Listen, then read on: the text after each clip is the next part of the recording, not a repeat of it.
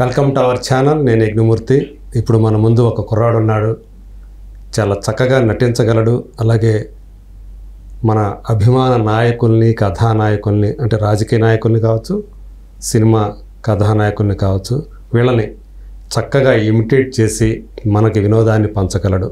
So అతను త్వరలో ప్రణయ గోదావరి అనే సినిమాతో ఒక మంచి క్యారెక్టర్తో, ఫుల్ లెంగ్త్ క్యారెక్టర్తో మనల్ని అలరించడానికి ముందుకు వస్తున్నాడు, ఒక డిఫరెంట్ క్యారెక్టర్ తోటి. సో ఇప్పటికే కొన్ని సినిమాలు, దాదాపు 40 నుంచి 50 సినిమాలు చేశాడు. ఈ మధ్య కాలంలో అటు చంద్రబాబు నాయుడు గారిని, అలాగే వైఎస్ జగన్మోహన్ రెడ్డి గారిని, బాలకృష్ణ గారిని, ఇట్లా కొంతమంది, పవన్ కళ్యాణ్ గారిని, ఇట్లాంటి వాళ్ళని తన అనుకరణ కళ ద్వారా వాళ్ళ గొంతుకల్ని అనుసరిస్తూ చాలా వినోదాన్ని పంచుతున్నాడు. సో అతని పేరు సునీల్ రావినూతల. ఈరోజు అతను మన స్టూడియోలో ఉన్నాడు. నమస్తే సునీల్. నమస్తే అన్న, బాగున్నారా? బాగున్నాను. ఏంటి సంగతులు? ఏందో సినిమాలు చేస్తున్నామని తెలిసింది. సినిమా అనేది అదొక చరిత్ర. నాన్నగారు చేశారు, మనము చేస్తాం, చేస్తూ ముందుకెళ్తాం. నాన్నగారు చేసేవాళ్ళు. నాన్నగారు ఎన్నో డ్రామాలు వేశారు, అమ్మగారు ఎన్నో డ్రామాలు వేశారు. వేస్తూ కూడా వాళ్ళు ముందుకెళ్ళడం జరిగింది. సో మనం కూడా వాళ్ళతో పాటే డ్రామాలు వేయటం. మరణగా మన నాటకంలో మైల్ ఫకీరు, అలాంటి నాటకాలు వేశాం. ఈరోజు తెలుగు చలనచిత్ర పరిశ్రమలో కూడా సినిమాలు చేస్తూ అదే విధంగా ముందుకెళ్తా ఉన్నాం. ఎంత ముందుకు వచ్చావు? నాన్నగారు తర్వాత అమ్మగారు వాళ్ళు వేస్తున్న నాటకాన్ని పురుగు పుచ్చుకొని నాన్నగారు చూపించినటువంటి బాట ఆ విధంగా ముందుకెళ్తూ నేను కూడా మారణగా నాటకంలో మైల్ ఫకీర్ క్యారెక్టర్ వేశాను. మీ అందరి కోసం, మన ప్రేక్షకు దేవుడి కోసం ఒక డైలాగు. మైల్ ఫకీర్ అయిపోతున్నావు. ఏ కఫాలి అఖండ చోళ ప్రజోళ కళ దృష్టిని మచమశిష్ట భక్షని దుమ్ కల్లా జుమ్ వార్త ప్రయాణి హచనంద స్వరూపిణి. మాత సరొచ్చిన ప్రకారం గండ పేరిన పక్షులు చంపి ఆ నెత్తుట్లో 1000 సార్లు స్నానం చేసి వస్తే కదూ ఈ పకీర్కి చావు లేదు. పకీరు అమరుడు అయిపోయాడు. ఏం పలకవే నాగో ఈ మాయిల్ ఫకీర్ అటాసాలకు భూగోళం దద్దరిపోయింది కదూ. రా నాగు ఈ మాయిల్ ఫకీరు కవిట్లాగే బందీగా నిద్రపోదురా నాకు.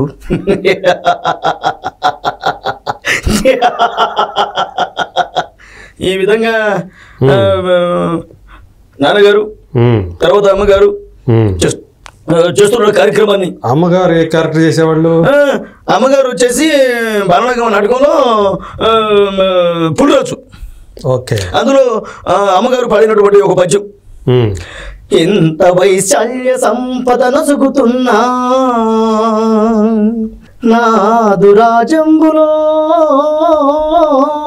పులిని చంపగల్గు వీరుడొక్కడైనా లేని వింత ఏమి పాడుబడిపోయనా ఏమి భరత భూమి.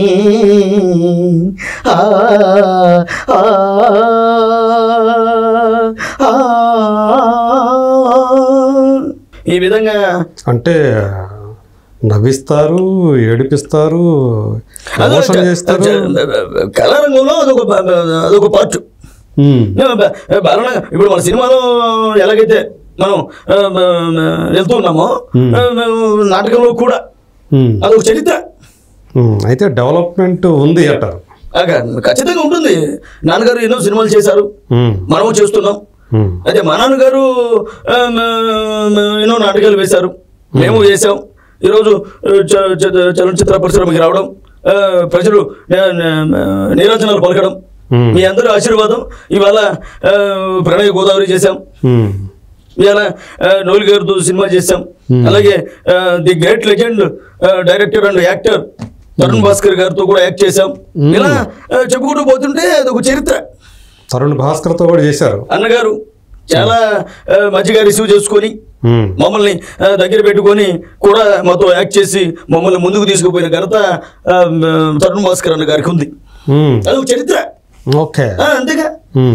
అంటే తరుణ్ భాస్కర్ గురించి చెప్పాలంటే ఏంటి ఆయన వెరీ ఎట్లా గుర్తించారు? చాలా మంచి వ్యక్తి, కొత్త వాళ్ళు అయినప్పటికీ కూడా రిసీవ్ చేసుకోవడం, ఆయన కొత్త వాళ్ళకి కూడా చెప్పడం, వాళ్ళని మోల్డ్ చేసి వాళ్ళు కూడా పైకి రావాలని కోరుకునే ఆ తత్వం ఉంది.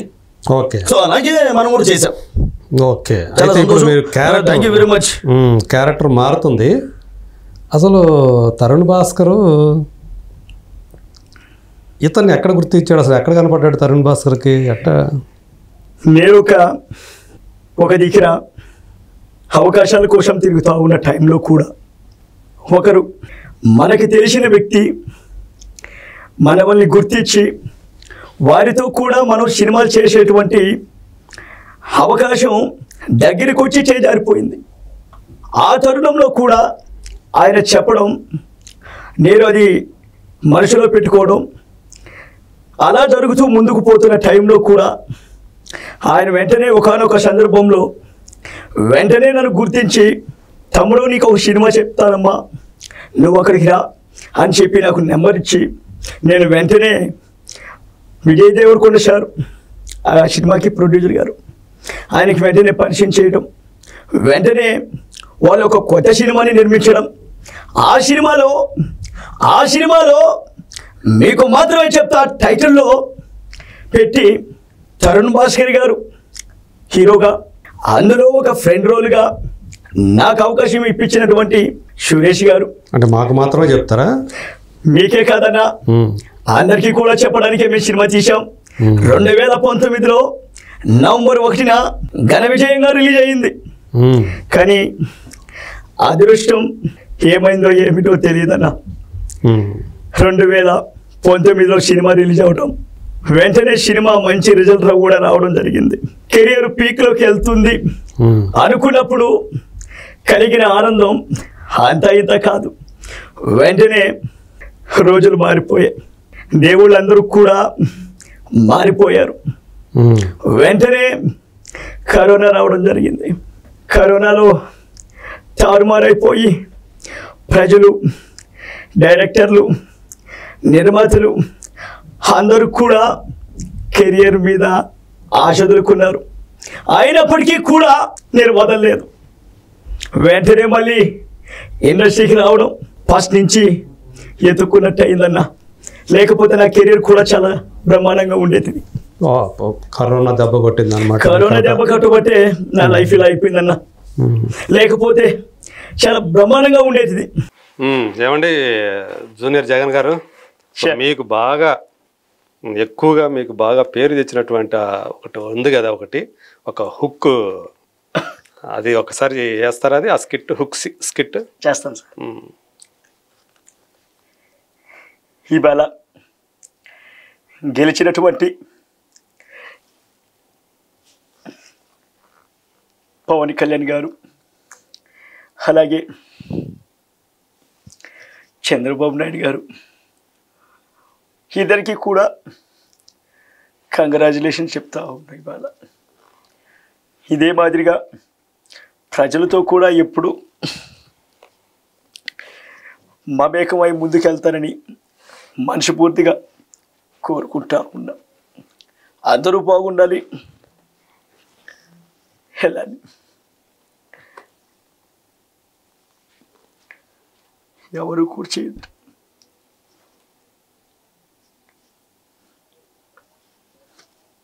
ఏంటి మీరు ఎవరితోటి మాట్లాడుతున్నారు మధ్య మధ్యలో? అన్న అది ఆలోచిస్తూ ఉన్నా అన్న, తర్వాత కూడా ఏం చేయబోతున్నాం అనేది ఒకసారి అడుగుతూ ఉన్నాం మన పూర్వీకుల్ని కూడా. మన పూర్వీకులు ఇష్టం ఉన్న వాళ్ళకి కనిపిస్తూ ఉంటారు, అందుకే ఈ చైరు పక్కన చూస్తూ వాళ్ళతో మాట్లాడుతూ ఉంటాను. అదే మీరు అట్లా పక్కకి అట్లా మధ్య మధ్యలో చూస్తూ ఉండటానికి రీజన్ అదే? అవునన్నా, మన పూర్వీకులు చెప్పినటువంటి బైబిల్లో చెప్పినటువంటి మాట మన మనుషులైతే ఏదైతే ఉంటుందో అది మనకి కనిపిస్తూ ఉంటుంది, వినిపిస్తూ ఉంటుంది. దాన్ని నేను కుర్చీ పక్కకు తిరిగి వింటూ మీతో మాట్లాడుతూ ఉన్న ఇవాళ కార్యక్రమానికి వెళ్దామన్నా. బాగుంది. ఉంటా అన్న. ఓకే, మరి ఏంటి మరి అక్కడి నుంచి ఏదో ప్రణయ గోదావరి అని చెప్పేసి ఏదో అందులో పిలక పెట్టుకున్నారేంటి? చాలా సంతోషం అన్న. ప్రణయ గోదావరి అనే సినిమా నా దాకా రావడం, వాళ్ళు నన్ను గుర్తించడం, 1994లో జరిగినటువంటి ఒక యథార్థ సంఘటన ఆధారం చేసుకొని ప్రణయ గోదావరి అనే టైటిల్ పెట్టి అందులో ఒక ఇంపార్టెంట్ అయినటువంటి రోల్స్ కూడా నన్ను ఇచ్చి ఎంకరేజ్ చేశారన్న ప్రొడక్షన్ వాళ్ళు. చూస్తుంటే అందులో నేను చూశాను, అవి కొంచెం ఫుల్ లెంగ్త్ రోలే కొట్టేసినట్టున్నారు ఛాన్స్. అంతే కదన్నా, అవకాశం వచ్చినప్పుడు మనం చూపించుకోవాలి, అవకాశం లేనప్పుడు ఏం చూపిస్తామన్నా. అంటే ఏంటి, హీరో హీరోయిన్ ని కలిపే క్యారెక్టర్ లాగా అనిపిస్తుంది, నిజమేనా అదే? అవునన్నా, వాళ్ళిద్దరితో పాటు త్రూ అవుట్ ఉంటుందన్న. చాలా ఇంపార్టెంట్ అయినటువంటి రోలు, చాలా చక్కటి రోలు, గుర్తింపు వస్తుందన్న. ఖచ్చితంగా మన తెలుగు ప్రజలు ఆశీర్వదిస్తారన్న. ఎప్పుడు తీసుకొస్తున్నారు దాన్ని? వచ్చే నెల అనుకుంటున్నామన్నా. వచ్చే నెల ప్రేక్షక దేవుళ్ళు మీరందరూ కూడా ఆదరించాలని మనస్ఫూర్తిగా కోరుకుంటాం. మామూలుగా మాకందరికి ప్రళయ గోదావరి అంటే తెలుసు మామూలుగా. అన్నా అన్నా అన్నా అన్నా అన్నా ప్రళయ గోదావరి కాదన్నా, ప్రణయ గోదావరి. అదే ఏంది కొత్తగా వినిపిస్తా ఉంది సౌండింగ్, ప్రణయ గోదావరి అని చెప్పి. అనా చదువుకునే వాళ్ళు మీలాంటి విజ్ఞాన పరులు ప్రణయ గోదావరి అంటారన్నా. ఒకప్పుడు ఎలా ఉండేవాళ్ళు అంటే స్పష్టత వచ్చేది కాదు. ఆ తరుణంలో ప్రణయ గోదావరి అనేవాళ్ళు. సో అదే టైటిల్ మనం తీసుకొని పెట్టేవన్నా. అంటే ప్రేమ పూర్వకమైన ప్రేమను పంచే గోదావరి, అంతే కదన్నా. మనం అంతా కూడా సినిమాలో కూడా ఒక డిఫరెంట్ రోల్ అన్నా. అలాగే సాయి కుమార్ సార్ కూడా ఉన్నారు, ఆయన కూడా మంచి ఆశీర్వాదించారు, చాలా సపోర్ట్ ఇచ్చారన్న సినిమాకి. వచ్చే నెల రిలీజ్ అవుతుందన్నా, మీరు అందరూ చూడాలి. మరి అక్కడ మరి మీరు ఈ సినిమా చేసే టైంకి గవర్నమెంట్లో మారిపోయినాయి, అక్కడ ఇక్కడ కూడా ఏం పరిస్థితి ఏంది మరి? ఈరోజు చూస్తుంటే చాలా సంతోషంగా ఉంది. ఈరోజు మన ప్రణయ గోదావరి సినిమా వస్తుంది, ఎలాంటి భయపడాల్సినటువంటి పనే లేదు. అక్కడ రాష్ట్రంలో మన ప్రభుత్వమే కూర్చుంది. సినిమా రిలీజ్ అయినప్పటికీ ఇదే మాదిరిగా ముందుకెళ్తాం. 365 రోజులు సినిమాను ఆడిస్తాం, విజయం పతాకం వైపు నడిపిస్తాం. ఏ తమ్ముడు, మన సినిమా చూడాల్సినటువంటి బాధ్యత మీ అందరి మీద ఉంది. మీరందరూ కలిసి వచ్చి సినిమా చూస్తే కానీ మా సినిమా హిట్ అవ్వదు. మీరందరూ కదిలి రావాలి, మీరు కూడా రావాలి అన్నగారు. ఖచ్చితంగా చూడాలి, మీరు ఖచ్చితంగా రివ్యూలు ఇవ్వాలి. ఇస్తాం. మరి మాతో పాటు మరి ఉప ముఖ్యమంత్రి గారికి కూడా సినిమా ఏమైనా చూపించే అవకాశం ఉందా? ఖచ్చితంగా వస్తాను, ఖచ్చితంగా వచ్చి సినిమా చూస్తాను. మీతో పాటే ఖచ్చితంగా వచ్చి సినిమా చూస్తాను. నా ఫ్యాన్స్ కూడా సినిమా చూస్తారు. సో మొత్తం ఫ్యాన్స్ ఇంప్రెస్ చేస్తుందా ఇది? హైదరాబాద్కి వచ్చాను, హుసేన్ సాగర్ చూశాను. ఈరోజు నా సినిమా అంటే అందరు చూస్తారు కదా, మీరందరూ చూడరా? ఇంట్లో ఎంతకాలం కూర్చుంటారు? సినిమా చూడడానికి రారా మీరు? మీరందరూ కలిసి వచ్చి సినిమా చూసి విజయం పతాకం వైపు నడిపించాలి కదా. ఏమంటారండి మీరు? విజయ పతాకం వైపు నడిపిస్తాం. కానీ ఏంది మరి, ఒకప్పుడు ఒక 2-3 నెలల క్రితం రిలీజ్ అయితే బాగుండేదేమో. లేదన్నా, ఖచ్చితంగా సినిమా 100% ముందుకు వస్తుంది. ఓకే, చాలా బాగా వచ్చింది. సో ఈ సినిమాతోటి సునీల్ రావినూతల కొంచెం పేరు తెచ్చుకుంటాడా? 100% అన్నా. అంటే ప్రజలు అంటే సినిమాని ఎవరు చేసినా కూడా సినిమా కంటెంట్, సినిమా ఆర్టిస్ట్ బాగా చేశారంటే మన తెలుగు ప్రజలు ఆదరిస్తారన్న. మనం దాంట్లో ఎటువంటి ఇబ్బంది లేదు, ఖచ్చితంగా ఆదరిస్తారు. చాలా మంది లాగా నువ్వు కూడా ఎన్నో కళలతోటి మీ ఊరి నుంచి ఇక్కడికి వచ్చి ఉంటావు కదా. 100% నాకు కళ్ళు ఉన్నాయి కదన్నా, కళలు కనాలి కదా కళ్ళు ఉన్నప్పుడు. మరి కళ్ళు లేని వాళ్ళు కూడా కళలు వస్తాయి అంట. అవి రే చీకట్ల కల్లా. అన్నీ అందరికీ కళలు ఉంటాయి. సో ఈ ఎలాంటి కళలు కన్నాడు సునీల్? చదువుకోవాలి. అయితే మన మీడియా ద్వారా చెప్తున్నాను, మా నాన్నగారు చనిపోయారన్న. మా అన్నగారు కూడా చనిపోయారు. ఆయనకి హార్ట్ పేషెంట్. నాన్నగారు వచ్చి ఆయన మీద దిగుతో చనిపోయాడు. ముందు అన్నయ్య చనిపోయారు. అన్నయ్య చనిపోయారు. ఓకే. 1.5 నెలలోనే గ్యాప్లోనే నాన్నగారు చనిపోయారు ఆయన మీద దిగుతో. ఎప్పుడు జరిగింది అది? అదే ఏంటది 13-14 ఏళ్ళు అయింటుంది. చాలా ఎంగేజ్లో చనిపోయాడు అన్నయ్య. చాలా ఎంగేజ్. ఎందుకు? దిగులు. అన్నయ్య heart patient, open heart surgery చేయించి ఫెయిల్ అయిపోయింది. అంత చిన్న వయసులో ఎందుకో అంటే ఫస్ట్ 3-4 సార్లు ఇది ఇక్కడ నుంచి బైపాస్ సర్జరీ ఏదో పంపిస్తారు, అవును, అది చేయించారు. ట్యూబ్ లాగా అది చేయించారు అన్నయ్య.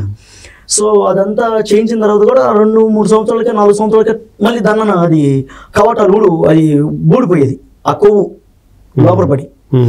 అయితే మా నాన్నగారికి ఏం సజెషన్ ఇచ్చారంటే, ఒక్కసారి మాత్రం చంద్రబాబు సార్ గారు 1997లో సిమ్స్ ఆసుపత్రిలో చేపించారు. స్వయంగా బాబు గారే ఫోన్ చేసి చేపించారు ఒకసారి ఆపరేషన్. మిగతా 3 సార్లు మా నాన్నగారు చేయించారు. ఈ మనకి ఏదో పొలాలు గిలాలు ఉంటే దాన్ని అమ్మేసేసి టోటల్గా అన్నయ్య గారికి చేయించారు. లాస్ట్ సారి ఓపెన్ హార్ట్ సర్జరీ చేయించేశారు, పోతే పోయిందని. అది ఫెయిల్ అయిపోయింది.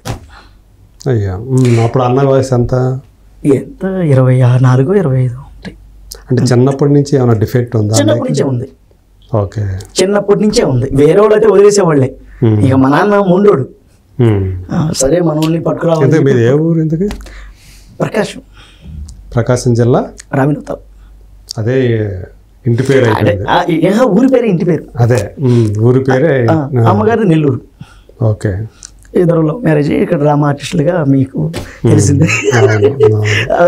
అట్లా చేస్తూ అక్కడి నుంచి డ్రామాలు చేస్తూ తర్వాత వరంగల్లో అన్నయ్య కూడా ఆడేవాడు అప్పుడు. అన్నయ్య కూడా డ్రామాల్లో చేసేవాడు. ఓకే. నాకు వచ్చింది. ఓకే. నా ఒక్కడికే వచ్చింది. అన్నయ్య చదువుకున్నాడా?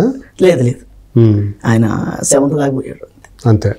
అంటే మొదటి నుంచి అనారోగ్యమేనా? మొదటి నుంచి అనారోగ్యం. ఆయన పుట్టికే అనారోగ్యం. ఓకే. సో అప్పటిదాకా బతికించుకున్నారు అన్నమాట. బతికిచ్చాడు నాన్నగారు, బతికిచ్చారు. కానీ అది నా పరమశివుడు అనుగ్రహం లేకుండా పోయింది. మేము అట్లా కట్ అయిపోయింది. అయితే ఇంకా అక్కడి నుంచి ఏమైందంటే, అమ్మగారు నాన్నగారు డ్రామాలు అవి చేస్తూ, నాటకాలు, వీధి నాటకోత్సవాలు అవన్నీ చేస్తూ కూడా అటు నుంచి ఇటు వరంగల్లో ఉన్నాం, హైదరాబాద్కి వచ్చాం, మళ్ళీ ఇటు తిరుగుతూ ఉండేవాళ్ళు. ఓకే. సో అందువల్ల ఏంటంటే, నాటకాలు వీళ్ళతో పుట్టి పెరిగి తిరుగుతూ ఉండడం వల్ల నాకు అది సంక్రమించింది. అది వంట పట్టేసింది. ఓకే. ఆ తర్వాత నాన్నగారు చనిపోవడం, నేను ఇంక అక్కడి నుంచి 14 ఏళ్ల క్రితం అన్నయ్య నాన్న చనిపోయారు. ఇంకొక ఆయన ఉన్నాడు అన్నయ్య, రెండో ఆయన నాకంటే ముందు. ఓకే. మొత్తం ముగ్గురు అన్నదమ్ములు. ఓకే. అమ్మాయిలు ఎవరు లేరు, అంతే. అబ్బాయిలు ముగ్గురు.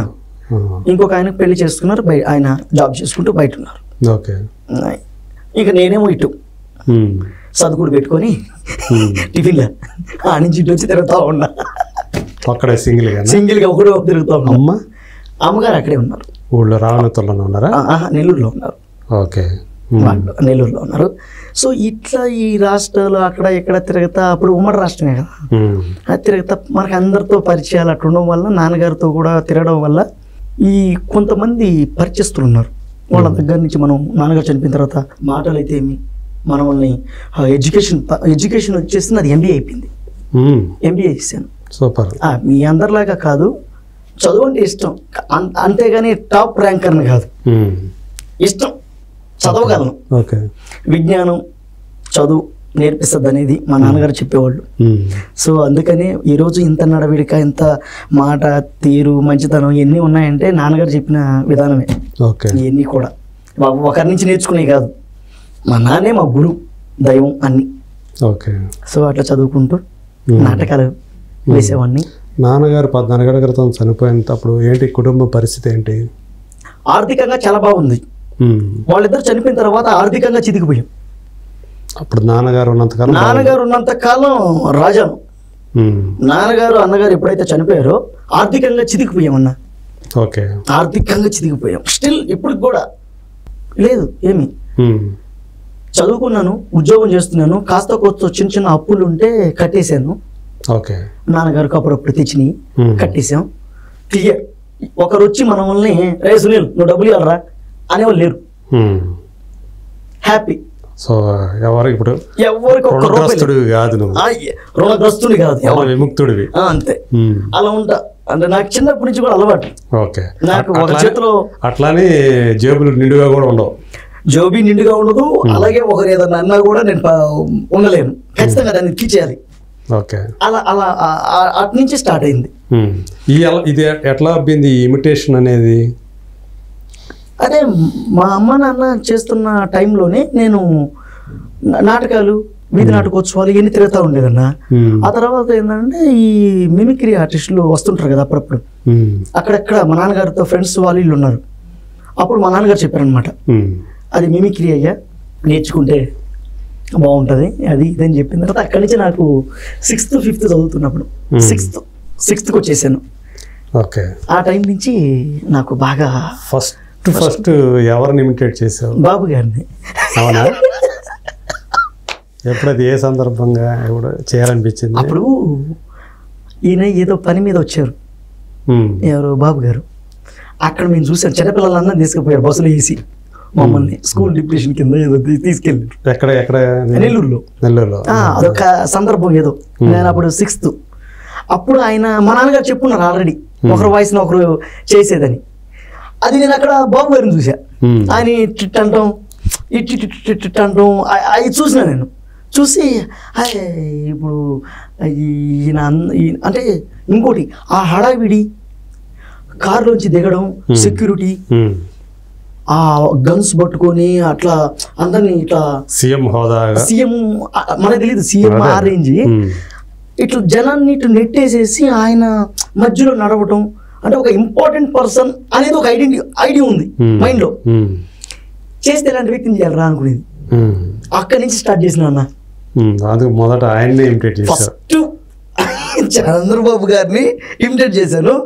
అక్కడి నుంచి ఊరినే వాయిస్ వచ్చేది లేదు. డిగ్రీ ఫస్ట్ ఇయర్ వాయిస్ వచ్చింది. ఇక్కడి నుంచి ట్రావెల్ అయితే డిగ్రీ 6th నుంచి ట్రావెల్ అవుతా ఉంటే degree first year teachers day, మా టీచర్స్ డేకి చేశాను. అప్పుడు నేను పాడబడాను.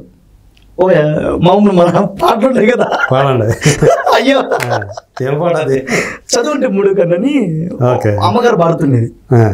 చదువు అంటే 3వ కన్ను ఓ విద్యార్థి, చూపును అది సమస్త విశ్వం ఓ విద్యార్థి,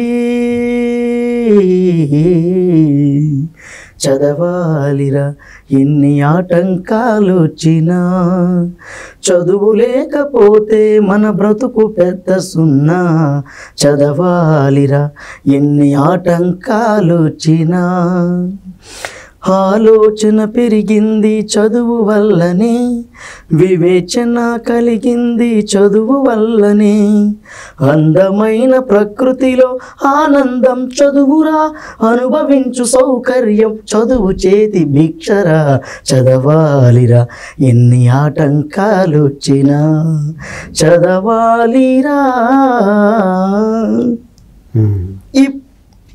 ఇప్పటికే గుర్తుంది అది. అట్లా సూపర్. అట్లా అప్పుడు దాకా పాటలు పాడేవాడిని. ఈ టీచర్స్ డేలో ఎప్పుడు మా కాలేజీలో ఏదైనా కల్చరల్ యాక్టివిటీస్ జరిగినా ముందు నేనే. మనకు చదువు తప్ప అన్నీ వచ్చు, చదువు తప్ప అన్నీ వచ్చు అన్నమాట. మిగతా అన్ని యాక్టివిటీస్ ఉంటాయి, అన్ని యాక్టివిటీస్ ఇది రాదు. అదే చదివేవాడిని, అంత బ్యాక్ బెంచ్ స్టూడెంట్ అనమాట. అదే క్లాస్ జరుగుతాడు, ఇటు నుంచి పారిపోవడం, పేపర్లు వేసే, ఇది మన బ్యాచ్. అయితే బాగానే ఉంది. కానీ యాక్టివిటీస్ ఏదన్నా కల్చరల్ యాక్టివిటీస్ జరిగితే మా ఉండేది ఫస్ట్. ఓకే, వాడు నాన్న సునీల వాడు పిల్లలు రా అనేది మా ప్రిన్సిపాల్ శ్రీనివాస్ గారు, శశికాంత్ రెడ్డి అన్న కరస్పాండెంట్. అయితే అప్పుడు దాకా నేను పాటలు పాడతానని తెలుసు కానీ ఇలా మిమిక్రీ చేస్తానని తెలియదు ఎవరికి. అప్పుడు మైక్లో ఈ పాట పాడి తర్వాత వెంటనే బాబు గారు, హాయ్ ఫ్రెండ్స్, ఇప్పుడు దాకా మీరు నన్ను చిన్న చిన్న పాటలు పాడుతుంటే చూస్తారు, ఇప్పుడు నేను బాబు గారు చంద్రబాబు గారు ఇంటర్వ్యూ చేస్తాను, మీరు అందరూ ఒకసారి చూడని చెప్పి అప్పుడు మైక్లో అందరూ స్టన్ను, సునీల ఏం చేస్తాడు మా ఫ్రెండ్ కూడా, అరే ఏంటి ఎట్లా తగులుకున్నావు నువ్వు మాకు అని వాడు, ఉన్నట్రా చేస్తానని చెప్పేసి అప్పుడు మైక్ తీసుకొని ఇదే మాదిరిగా చూస్తూ ఉంటే ఈరోజు టీచర్స్ డే అంటే చాలామంది విద్యార్థుల్ని తీర్చిదిద్దేటువంటి ఉపాధ్యాయులు. ఇదే మాదిరిగా మనం ముందుకెళ్ళాలి. మీరందరూ బంగారు భవిష్యత్తుని తీర్చిదిద్దే అవకాశం మన టీచర్స్ మనకి ఇచ్చారు. వాళ్ళు మనకి ఎంతో విజ్ఞానం నేర్పిస్తారు. దాన్ని మనం మెదడులో పెట్టుకొని ఒక విజనరీతో ఆలోచించి ఇదే మాదిరిగా ముందుకెళ్ళాలి. జయ జన్మభూమి వెళ్ళొస్తాను ఇలా మాట్లాడినా. అసలు అంటే మా కరస్పాండెంట్ అన్నా, మా శ్రీనివాస్ సారు వీళ్ళంతా షాక్ అయిపోయి, అరే సునీల్ ఎప్పుడు చూసారు ఇదా ఆయన పక్క మన లోకల్ లాంగ్వేజ్ మాట్లాడతారు. మా కరస్పాండెంట్ సార్, ఇది ఎప్పుడు నేర్చుకున్నారు నువ్వా? నాకు పిచ్చ కాదు, ఊరికెత్తుతూ మాట్లాడతారు ఊరికే. ఆయన నవ్వుకునేవాడు, పక్క తిరిగి నవ్వుకుంటాడు. మీరు ఊరికి మాట్లాడతారు, ఎవరు మాట్లాడుతున్నా మేము అనేది. అసలు ఎంత కామెడీ సార్ వాళ్ళు. అట్లా వినిపించేసేది. ఆ తర్వాత రజనీకాంత్ సార్ అంటే బాగా ఇష్టం. అంటే ఆయన ఇమిటేషన్ వాయిస్ రాదు, ఆయన బాడీ లాంగ్వేజ్ ని బాగా ఇమిటేట్ చేస్తా. సార్ బాడీ లాంగ్వేజ్, ఆయన నడక, టండం, షర్ట్ బై షర్ట్ వేసేసేది. షర్ట్ వేసేసేసి కాలేజీలో ఇట్ అనేది, hello excuse me how is that అనేది, అనేది అవి.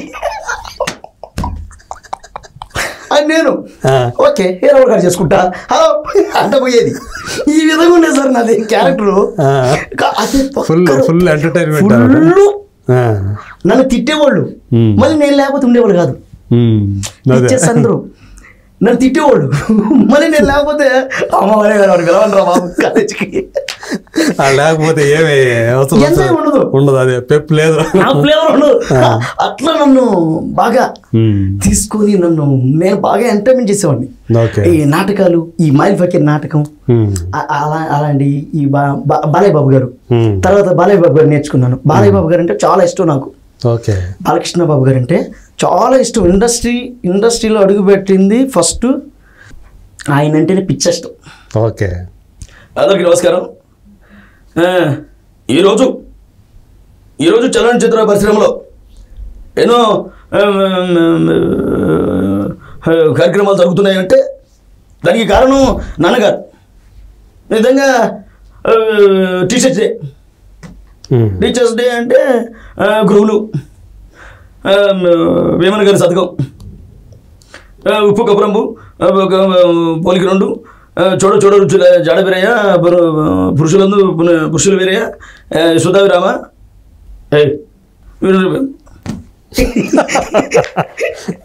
ఇట్లా చేసేవాళ్ళం. తర్వాత ఈ సినిమా ఇండస్ట్రీకి ఈ చదువు అయిపోయింది. అప్పుడే మరి ఫ్యాన్స్ ఏర్పడ్డారా? అయ్యో, మనం వస్తుంటే అసలు ఫ్రెండ్స్ వాళ్ళు, అమ్మాయిలు అసలు వైపు అక్కడ ఆటో తిరిగి ఇటు అంటుండేది. ఎప్పుడు చూసినా ఇటు జోలు చేయలు హలో ఎక్స్క్యూజ్ మీ అనేది. ఆడవాళ్ళని, అమ్మాయిలు పోతుంటారు కదా, hello excuse me I coming, wait అనేది. అంటే వాళ్ళకి నా విధానం తెలుసు కాబట్టి నన్ను సీరియస్గా తీసుకునేవాడు కాదు, లేకపోతే కొడతారు. అయితే నేను ఇంకోటి చేసిన అన్నయ్య, మాది డిగ్రీ ఇంటర్మీడియట్ ఒకే కో ఎడ్యుకేషన్ కాలేజీ మాది కదా. ఇంటర్మీడియట్లో ఎవరు జాయిన్ అయినా వాళ్ళకి హైలు చెప్తుండేవాడిని.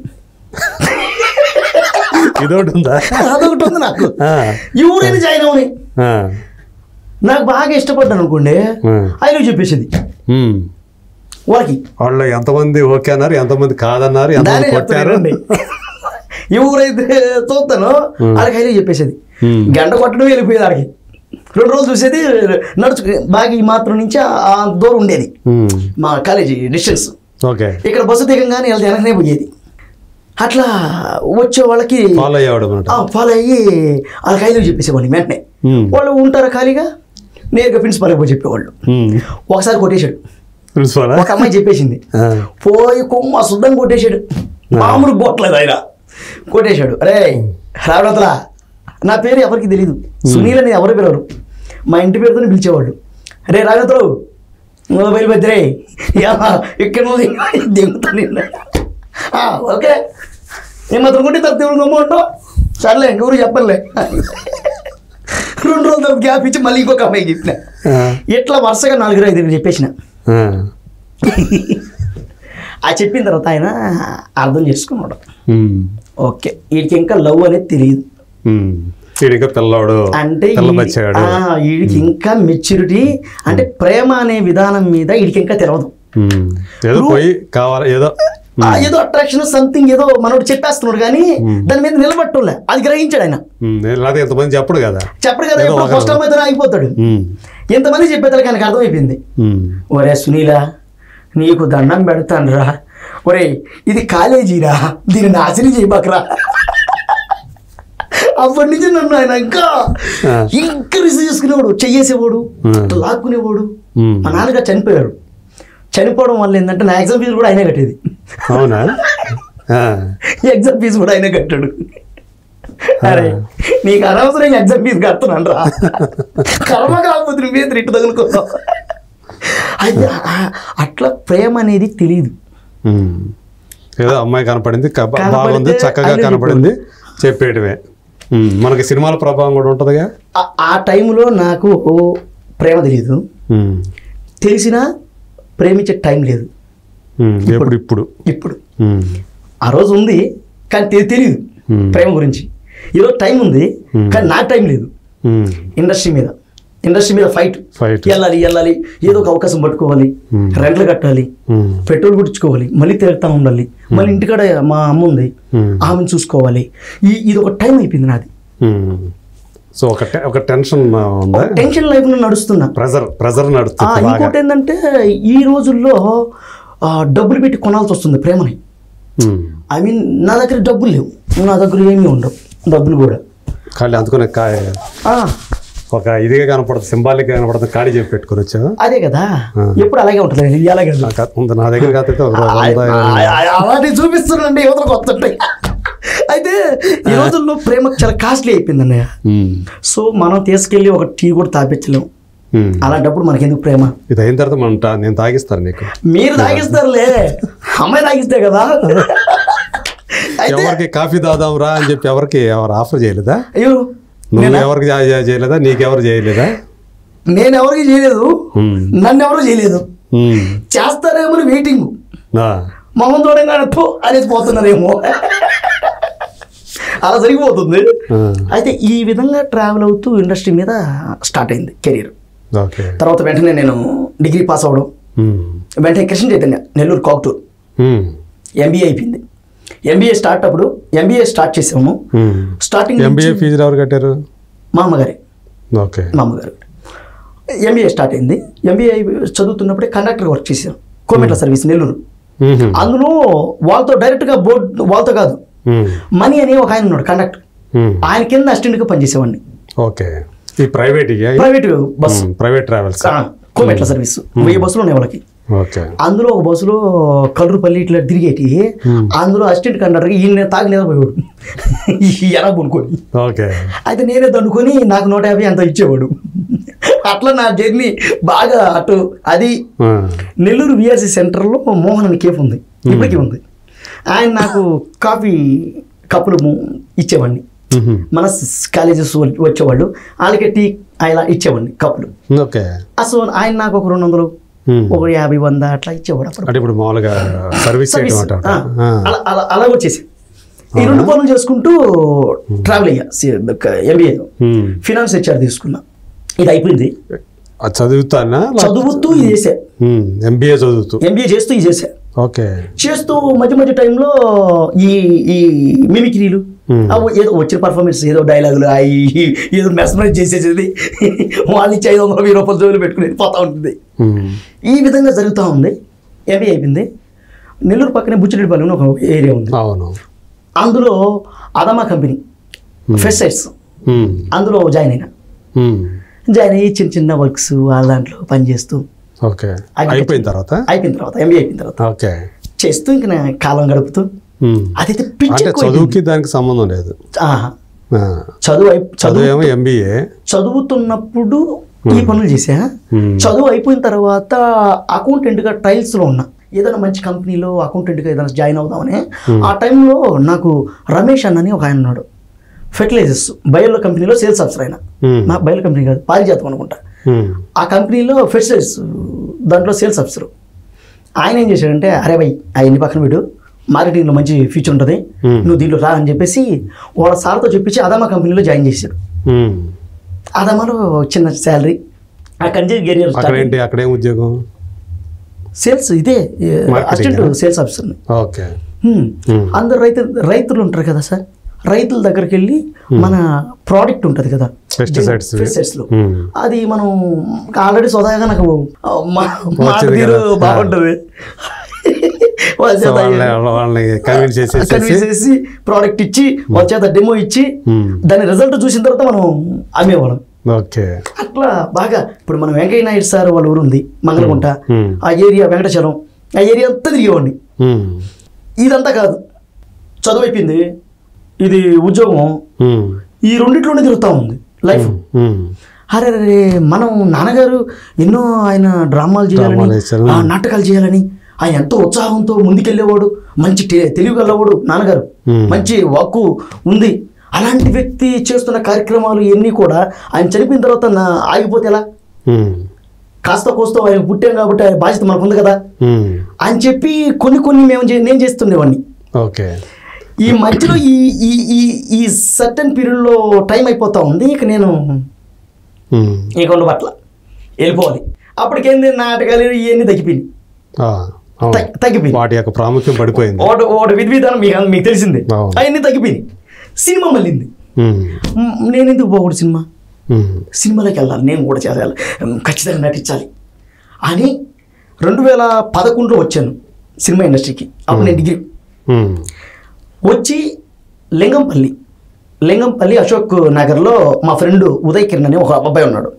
ఆ అబ్బాయి నాకు ఇవన్నీ చూపించేవాడు. ఆ ఉదయ్ కిరణ్ కాదు కదా? ఏ ఉదయ్ కిరణ్? ఈ ఉదయ్ కిరణ్ వేరే ఉదయ్ కిరణ్, ఈయన వేరే ఉదయ్ కిరణ్. ఈయన వేరే ఉదయ్ కిరణ్ నా క్లాస్మేట్. ఈడు అన్నీ చూపించాడు, పోవడం రావడం. అప్పుడు ఇంకా ఇది మన తెలంగాణ అవ్వలేదు, ఉమ్మడి ఆంధ్రప్రదేశ్ గానే ఉంది. నేను వచ్చిపోతుండేవాడిని. ఎవరైనా అసిస్టెంట్ డైరెక్టర్స్ వాళ్ళ పిల్లలకి బర్త్డే ఫంక్షన్లు అలా జరిగినప్పుడు వెళ్ళి సరదాగా ఈ వాయిస్ అలా చేసే స్కిట్స్ అలా నవ్విచ్చేసి, వాళ్ళు ఏదైనా బిర్యానీ పెడితే తినేసి ఓ దారి ఖర్చులకు 150 ఇచ్చేవాడు, జోలు పెట్టుకుని హాయిగా నడుచుకుంటూ వెళ్ళిపోయేది. మీరు నమ్మరు, మన దిల్షుక్ నగర్ దానికి ఇంకా పైనే, అక్కడి నుంచి సరదాగా నడుచుకుంటూ వచ్చేసిన 2 గంటల టైంలో. ఎల్బీ నగర్ కొసకి, ఇంకా వనస్థలిపురం, ఎల్బీ నగర్కి మధ్యలోనే. అక్కడి నుంచి సరదాగా పల్లీలు కొనుక్కొని బ్యాగ్ లో పెట్టుకోండి. ఆయన నవ్వుకుంటూ ఎస్ఆర్ నగర్కి వచ్చేసిన నడుచుకుంటారు. అప్పటికేముండే చేతిలో డబ్బులు లేవు, 50 రూపాయలు 50 100 ఇచ్చారు. ఆ 100 రూపాయలు ఖర్చు అయిపోతే ఎట్లా మరి? పొద్దున్నే టిఫిన్ ఎవరు పెడతారా? అట్టా కెరీర్ని స్టార్ట్ చేసి ఈరోజు వస్తూ 2017లో బాగా కూర్చున్నా, గట్టిగా చేయాలి అని. అక్కడి నుంచి కెరీర్ స్టార్ట్ అయింది. అసలు ఎట్లా అంటే నిద్రపోవడానికి కూడా టైం లేదు, అంత బిజీ. సినిమాలు అంత బాగా వచ్చినాయి నాకు. ఎన్ని సినిమాలు? దగ్గర 40 సినిమాలు చేస్తుంటా, చిన్న సినిమాలు 40 సంవత్సరాల కాలంలోనే చేశాను. అన్ని రిలీజ్ అయినాయి, నా అదృష్టం. డెమో ఫిల్మ్ చేశాను, షార్ట్ ఫిల్మ్ చేశాను, వెబ్ సిరీస్లు చేశాను. వచ్చిన చిన్న అవకాశాలు సినిమాలు చేశాను. కొన్ని మధ్యలోనే ఆగిపోయిన సినిమాలు ఉన్నాయి. అయినప్పటికీ కూడా పావలా ఇచ్చారు, పావలా ₹1 ఇచ్చేవాళ్ళు ఆగిపోయినప్పటికీ కూడా. అట్లా కెరీర్ని ఫస్ట్ షూటింగ్ అయింది వారం రోజులు చేసాం నెల్లూరులో. ఎక్కడి నుంచి తీసుకెళ్లారు నన్ను, నెల్లూరు నుంచి ఇక్కడ హైదరాబాద్ నుంచి నెల్లూరు తీసుకెళ్ళారు. ఫస్ట్ ఫిల్మ్ క్రాంతి అబ్బాయి పేరు, ఆయన తీసుకెళ్ళాడు. వారమే షూటింగ్ చేసి ఆగిపోయింది సినిమా. అయినప్పటికీ కూడా ఆ ప్రొడ్యూసర్ గారు ఆ అబ్బాయితో మాట్లాడి 15,000 రూపాయలు నా చేతిలో పెట్టించారు. వారం రోజులకి 15,000 రూపాయలు ఇచ్చారు. వచ్చి రాగానే 12,000 పెట్టి బాక్సర్ బండి కొన్నా. అంటే నేను ఇండస్ట్రీకి వచ్చాక కనుక్కునేది ఏంటంటే బండి లేకుండా ఏ పని సెకండ్ హ్యాండ్. వెంకటగిరిలో ఒక మెకానిక్ ఉన్నారు. నేను పోయినప్పుడే బండి తుడుస్తున్నాడు. అన్న నమస్తేనా, నేను ఆర్టిస్ట్ని, ఈ బండి అని ఇస్తావా అన్న. తమ్ముడు నేను వాడుకోవడానికి పెట్టుకున్నానమ్మా అన్నాడు. మీరు ఏందన్నా పెద్దోళ్ళు, మీకు ఏ బండి వస్తుంది, నాకు ఇవి రాదు అన్న. 12,000 తీసుకుని ఆ బండి ఇచ్చాడు. ఆ 12,000 తీసుకుని ఆ బండి తీసుకున్నాను. అబ్బా 6 నెలలు తిరిగాను ఇండస్ట్రీలో. పెట్రోల్ కొట్టడం హైదరాబాద్ అంతా రింగు. అదే బండి ఉంది నాకు, ఇంతకుముందు నడిచిన చోట ఇప్పుడు బాక్సర్ బండి. అసలు ఆ బాక్సర్ బండి కూడా మైలేజ్ బలి వచ్చేది. ఇట్లా వెంటనే ఎట్లా కెరీర్ 2015 నుంచి గట్టిగా కూర్చొని చేస్తూ 2019లో తరుణ్ భాస్కర్ అన్నతో సినిమా పడింది. ఆ పరమశివుడు, మా నాన్నగారి ఆశీస్సులు, మా అమ్మగారి ఆశీస్సులు ఇవన్నీ కలిసి వచ్చి ఒక మంచి సినిమా పడిందిరా. నా కెరీర్ కూడా చాలా ముందుకు వెళ్తుందని నేను కూడా కలలు కన్నా. మీరు ఇందాక అన్నారు కదా, కన్నా. అబ్బా హ్యాపీరా. మీకు మాత్రమే చెప్తా. ఆ సినిమా నాకు మంచి క్యారెక్టర్ ఇచ్చారు, ఎంకరేజ్ చేశారు. తరుణ్ భాస్కర్ అన్న గురించి చెప్పాలంటే ఆయన తలుసుకుంటే ఆయన పక్కన ఏ పెద్ద హీరోను, పెద్ద యాక్టర్ని పెట్టుకోవచ్చు. అంతే కదా, వెల్ నోటెడ్ డైరెక్టర్ గా, అప్పటికే డైరెక్టర్ మంచి పేరు ఉంది, జాతీయ అవార్డు కలిగినటువంటి పర్సన్ ఆయన. తలుచుకుంటే ఏదైనా చేయొచ్చు. కానీ ఒక కొత్త ఆర్టిస్ట్ ఆయన పక్కన చేయడానికి ఆయన ఒప్పుకున్నాడంటే, నేను అసలు ఫస్ట్ గాలిలో ఉన్నా. మా అమ్మని ఆల్రెడీ నిద్రపోనిట్టున్నా, నేను రైతుల్లో మాట్లాడుతూనే ఉన్నా. అన్నతో ఓకే అయిపోయింది, అదైపోయింది, ఇదైపోయాను, ఇటు వెళ్ళిపోయాం. ఇక మా అమ్మతో కట్ చేస్తే మా అమ్మ ఆనందాన్ని అంతా అమ్మతో పంచుకున్నావు. మా అమ్మతోనే పంచుకుంటా ఇప్పటికి ఎవరితో పంచుకోను. అది 2 అయినా 3 అయినా 4 అయినా మా అమ్మతో ఫోన్ చేసి మాట్లాడి ఆవిడతోనే చెప్తాను, ఇంకెవరితో చెప్పను. ఈ వినడానికి వాళ్ళకి టైం లేదు, చెప్పడానికి మనకు టైం రాదు, అది మనకి ఇష్టం ఉండదు. మా అమ్మే నన్ను అర్థం చేసుకొని నా మాటలు, నాకు ఏ మాటలు చెప్తే నా మనసు సంతోషపడుతుందో ఆమెకు తెలుసు. ఆవిడ కూడా అలాగే మాట్లాడుతుంది అనమాట. నా మనసు ఏ మాటలు చెప్తే సంతోషపడుతుంది అనేది నేను మాట్లాడే తీరును బట్టి మా అమ్మ చెప్పేస్తుంది. ఆమె చెప్పే మాటలకి కన్న కొడుకుని ఎలా ఎంకరేజ్ చేయాలో అలా ఒక కన్న తల్లిగా ఎంకరేజ్ చేస్తారు. కన్న తల్లి కాదు, ఒక ఆర్టిస్ట్ గా. ఆమె ఆర్టిస్ట్ కదా, ఆమె ఆర్టిస్ట్ కాబట్టి ఒక ఆర్టిస్ట్ యొక్క ఏదైతే అనుకుంటూ తన యొక్క దారిలో ఏ విధంగా వెళ్తున్నాడో దాన్ని ఆమె కరెక్ట్గా క్యాచ్ చేసేసింది.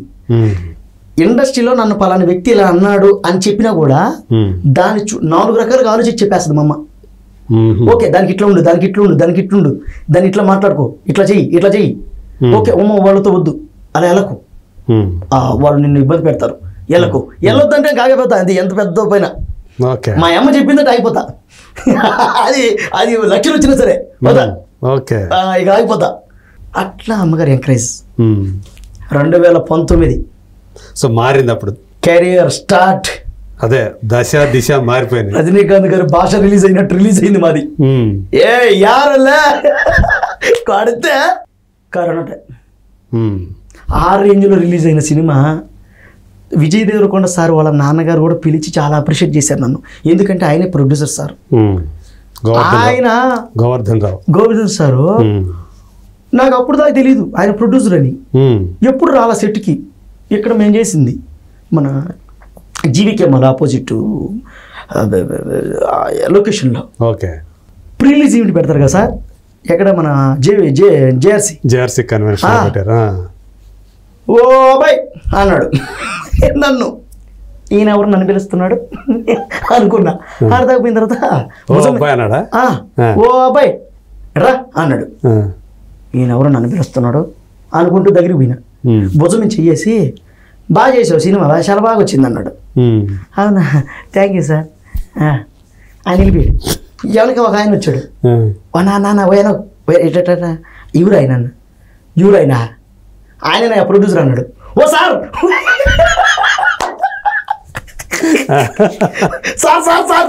ఇక ఎరగబట్టుకొని పోయినా, లోపలికి వెళ్ళిపోయినా. నన్ను వెంటనే కాళ్ళకి దండం పెట్టి సార్ నమస్కారం సార్, థ్యాంక్ యూ సార్, మంచి ఆపర్చునిటీ అని అన్నా. విజయ్ దేవరకొండ సారు, వాళ్ళ మేడం గారు, సారు వాళ్ళందరూ కూర్చున్నారు. వచ్చి మేడం గారు అందరూ కూర్చున్నారు. నేను లేచిపోతున్నా, మన పక్కన కూర్చుందా, అటు సైడ్ కూర్చుందాం అని. ఆయన వెంటనే చేసి ఎడబోతున్నా కూర్చో అని చెప్పి విజయ్ దేవరకొండ సార్ వెనకాలే నన్ను కూర్చోబెట్టి ఎడబోతున్నా ఎడబోకో కూర్చో అని అన్నాడు. ఎక్కడ సార్ అభిమానం? అసలు ఎవరు ఎక్కడ నిజంగా ఎంత ఆనందం వేసిందో. కట్ చేస్తే కరోనా సార్ టోటల్ అదే మళ్ళీ అంతా కిందకి డౌన్ అయిపోయి సార్. అప్పుడు దాకా ₹1 పెట్టుకున్నాను కదా, అంతా ఖర్చు అయిపోయింది సార్. చేతిలో డబ్బులు లేవు. మా నాన్నకి 2 వైఫ్, అక్క చెల్లెలే, ఇద్దరు ఓన్ సిస్టర్సే. వాళ్ళిద్దరిని చూసుకుంటూ మనం ముందుకెళ్తూ తర్వాత మళ్ళీ 2021 వచ్చా. కరోనా మొత్తం సర్దుగిన తర్వాత 1 లేదు, 2 లేదు, 3 కూడా లేదు సార్. ఈ 3 సంవత్సరాలు కుక్క కూడా పడదు ఆ పాటు. కాలంటే పిచ్చి, ఇది తప్ప వేరే నాకొద్దు. సచ్చినా బతికిన దీంట్లో చేద్దాం, దీని అమ్మ జీవితం సినిమా కోసం చచ్చిపోయాడు రావడం అంటారేమో అని దీంట్లో ఉండిపోయాను సార్. 2023 డిసెంబర్ 31 కూడా నేను కూడలేదు, డబ్బులు లేవు, జోబులో డబ్బులు లేవు, ఎవరిని అడగలేము. ఇలా ఉంది కెరీరు. రెంట్లో ఎవరో ఒకరు మీ బోటోళ్ళు ఎవరో ఒకరు డబ్బులు ఇచ్చేవాళ్ళు. రెంట్ తక్కువగానే ఉండేది, 3,000 2,500 అట్లా ఉండేది. ఎవరొకరు ఆ టయానికి ఇచ్చేసేవాళ్ళు. కానీ అలా ఇదే అట్లా ఇబ్బంది పడతా 2023 డిసెంబర్ అయిపోయింది. జనవరి 1 24 ఆ టైంలో వచ్చింది sir Jaganmohan Reddy sir character. జీవితాన్ని మార్చేసింది అంతే. ఓకే, ఈరోజు బయటకు వెళితే గుర్తుపట్టని వాళ్ళే లేరు. నిజంగా జగన్మోహన్ రెడ్డి అన్నయ్య, సునీల్ రాను ఆయన ఎప్పుడు 100 కాలం బాగుండాలి.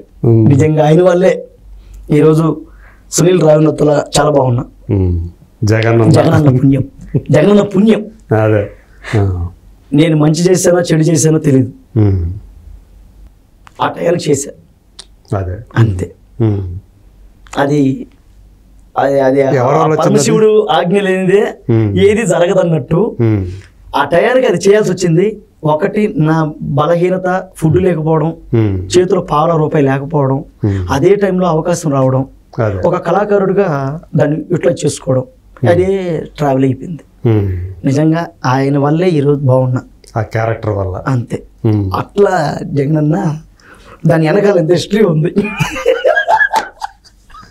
మా అమ్మ ఒకటి చెప్పింది అన్నయ్య, 2019లో మీకు మాత్రం చెప్తా, రిలీజ్ అయిన తర్వాత 3 రోజులు ఛార్జింగ్ పెట్టే ఉన్నా ఫోన్లు. ఒరే బావా బలి చేశారు నువ్వా, బాగుందా సర్లే. అరే ఇంకోటి ఫోన్ చేయాలి, అరే బావా సినిమా చూసాను ఇప్పుడే అన్నారు, బాగుంది. ఓ మన ఇండస్ట్రీలో కూడా బాగా వచ్చేసిందిరా అద్దిరా. మనం ఉంటారు కదా ఎత్తేవాళ్ళ ఎట్లా వచ్చింది అది? వేరే సురేష్ అన్న, నేను సురేష్ అన్నయ్య ఆయన పేరు, సురేష్. ఆయన ద్వారా ఆఫీస్కి వెళ్ళాను. విషయం ఏంటంటే నా స్కిన్ టోన్ వల్ల వచ్చింది అది. నేను నలుపు అవ్వడం వల్ల నాకు అది దొరికింది. కారణం ఏంటంటే డైరెక్టర్ గారు షమీర్ సుల్తాన్ గారు అని చెప్పి తమిళ్ డైరెక్టర్ గారు, తరుణ్ భాస్కర్ సారు, విజయ్ దేవరకొండ సార్కి వాళ్ళ ఫ్రెండ్ అంట.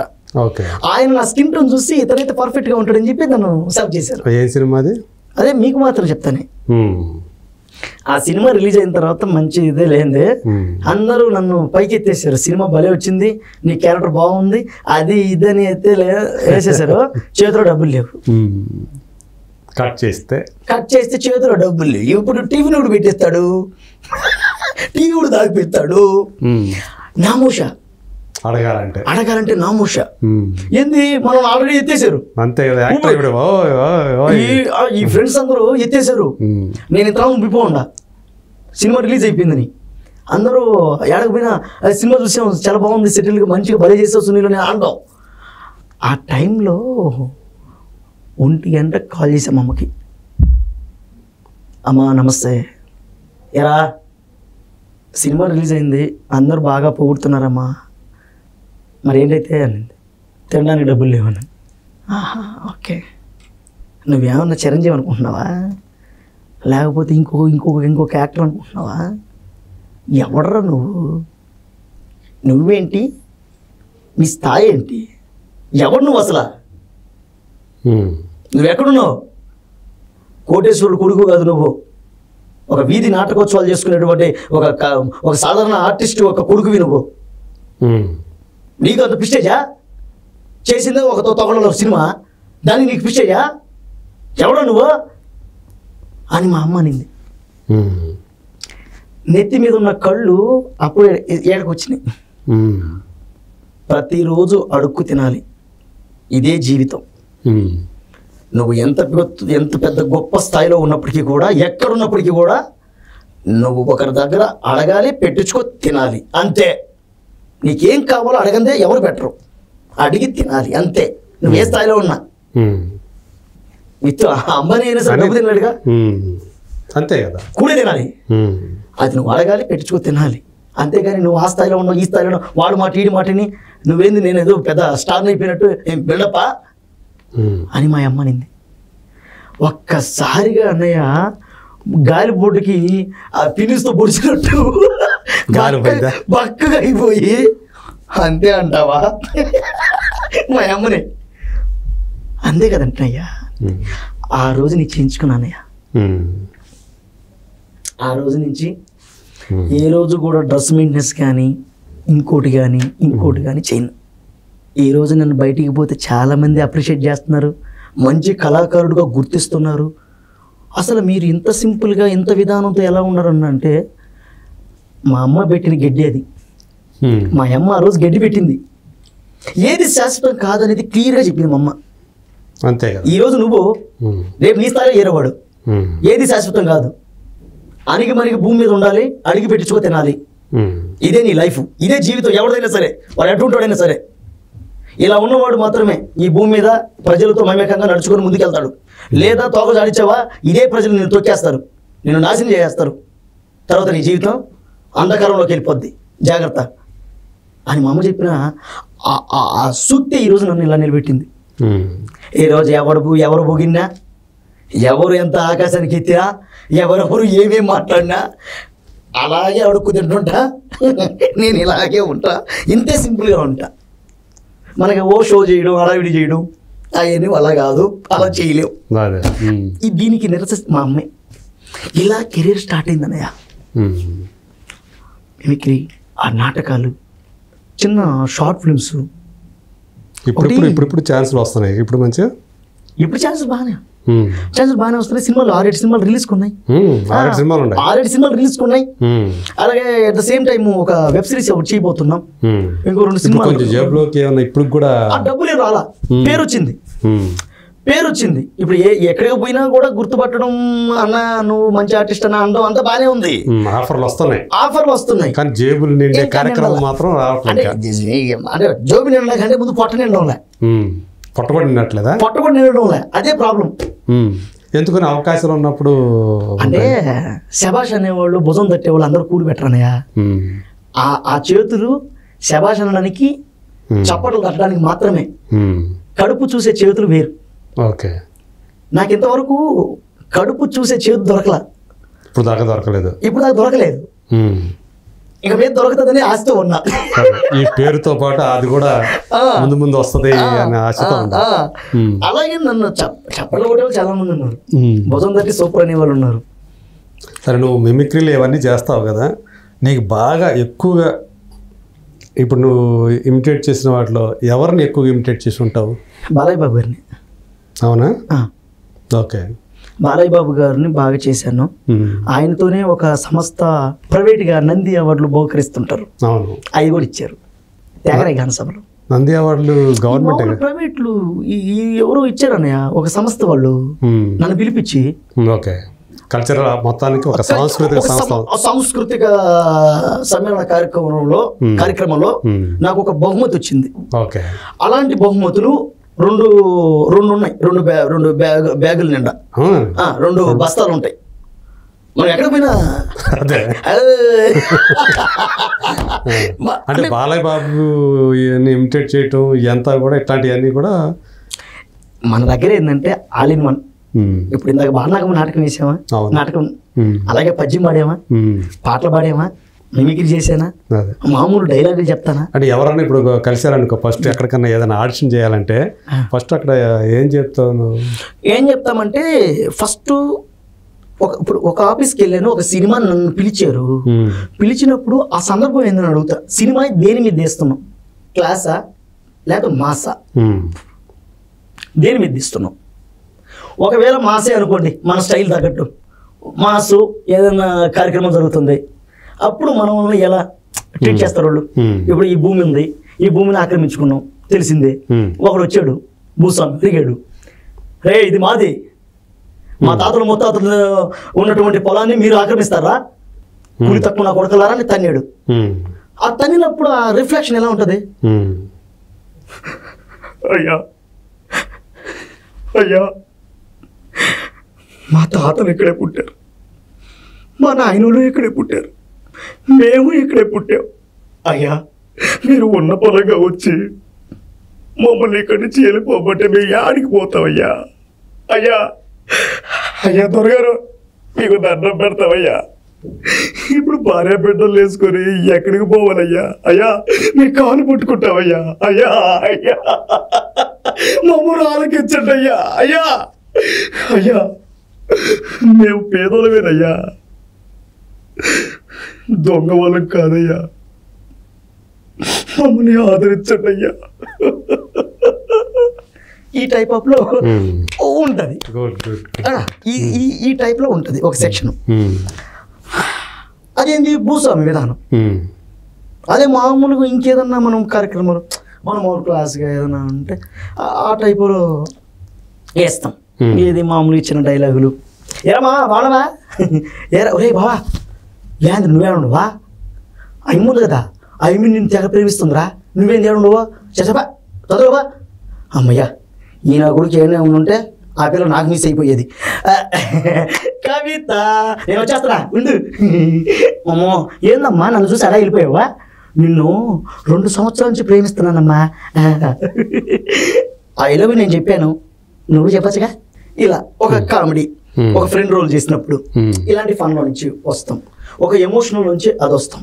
ఓకే అట్లా కాదు. ఇప్పుడు ఒకసారి నీ స్కూల్ డేస్కి వెళ్తే, కాలేజ్ రోజుకి వెళ్తే ఐ లవ్ చెప్పావు కదా, ఈ ఐ లవ్ యూని నేను డైరెక్టర్ని, నీకు నువ్వు ఇమిటేట్ చేయగల వాళ్ళ ఎంతమందిని ఇమిటేట్ చేయగలుగుతావో ఆ లవ్ ఐ లవ్ యూ చెప్పడాన్ని చెప్పు.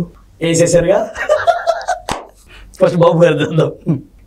రే తమ్ముడు, నేను చాలా రోజుల నుంచి ఒక అమ్మాయిని ప్రేమిస్తూ ఉన్నాను. ఆ అమ్మాయిని చూస్తే నాకు ప్రేమించాలని కలిగింది.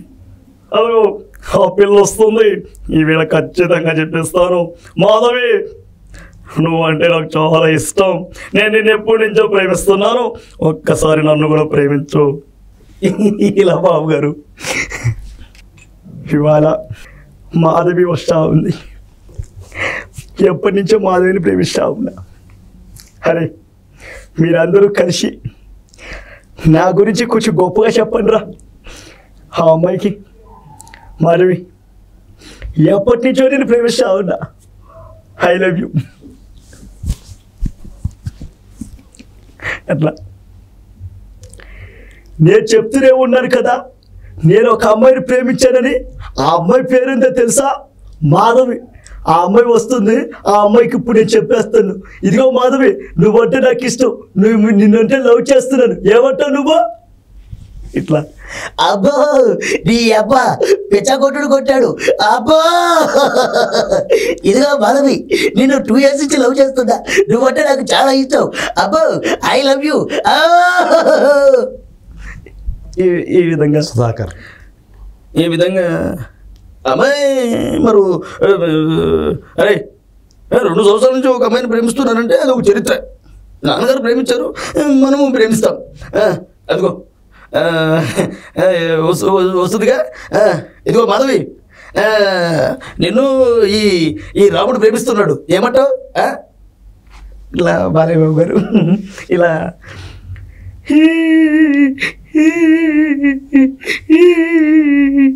రామా రా, ఇదిగో తెల్ల బడ్షీటు వీడే రవి, ఎక్కడికైనా తీసుకెళ్ళి ప్రేమించుకోండి. నేను ఇంకొక అమ్మాయికి లైన్ వేస్తున్నా, ఆ అమ్మాయిని ప్రేమిస్తున్నా, అదిగో మాధవి నువ్వంటే నాకు చాలా ఇష్టం, ఐ లవ్ యూ. ఇట్లా ఇలా చేస్తుంటాను, ఇలా మనం కొన్ని చేస్తూ ఉండు.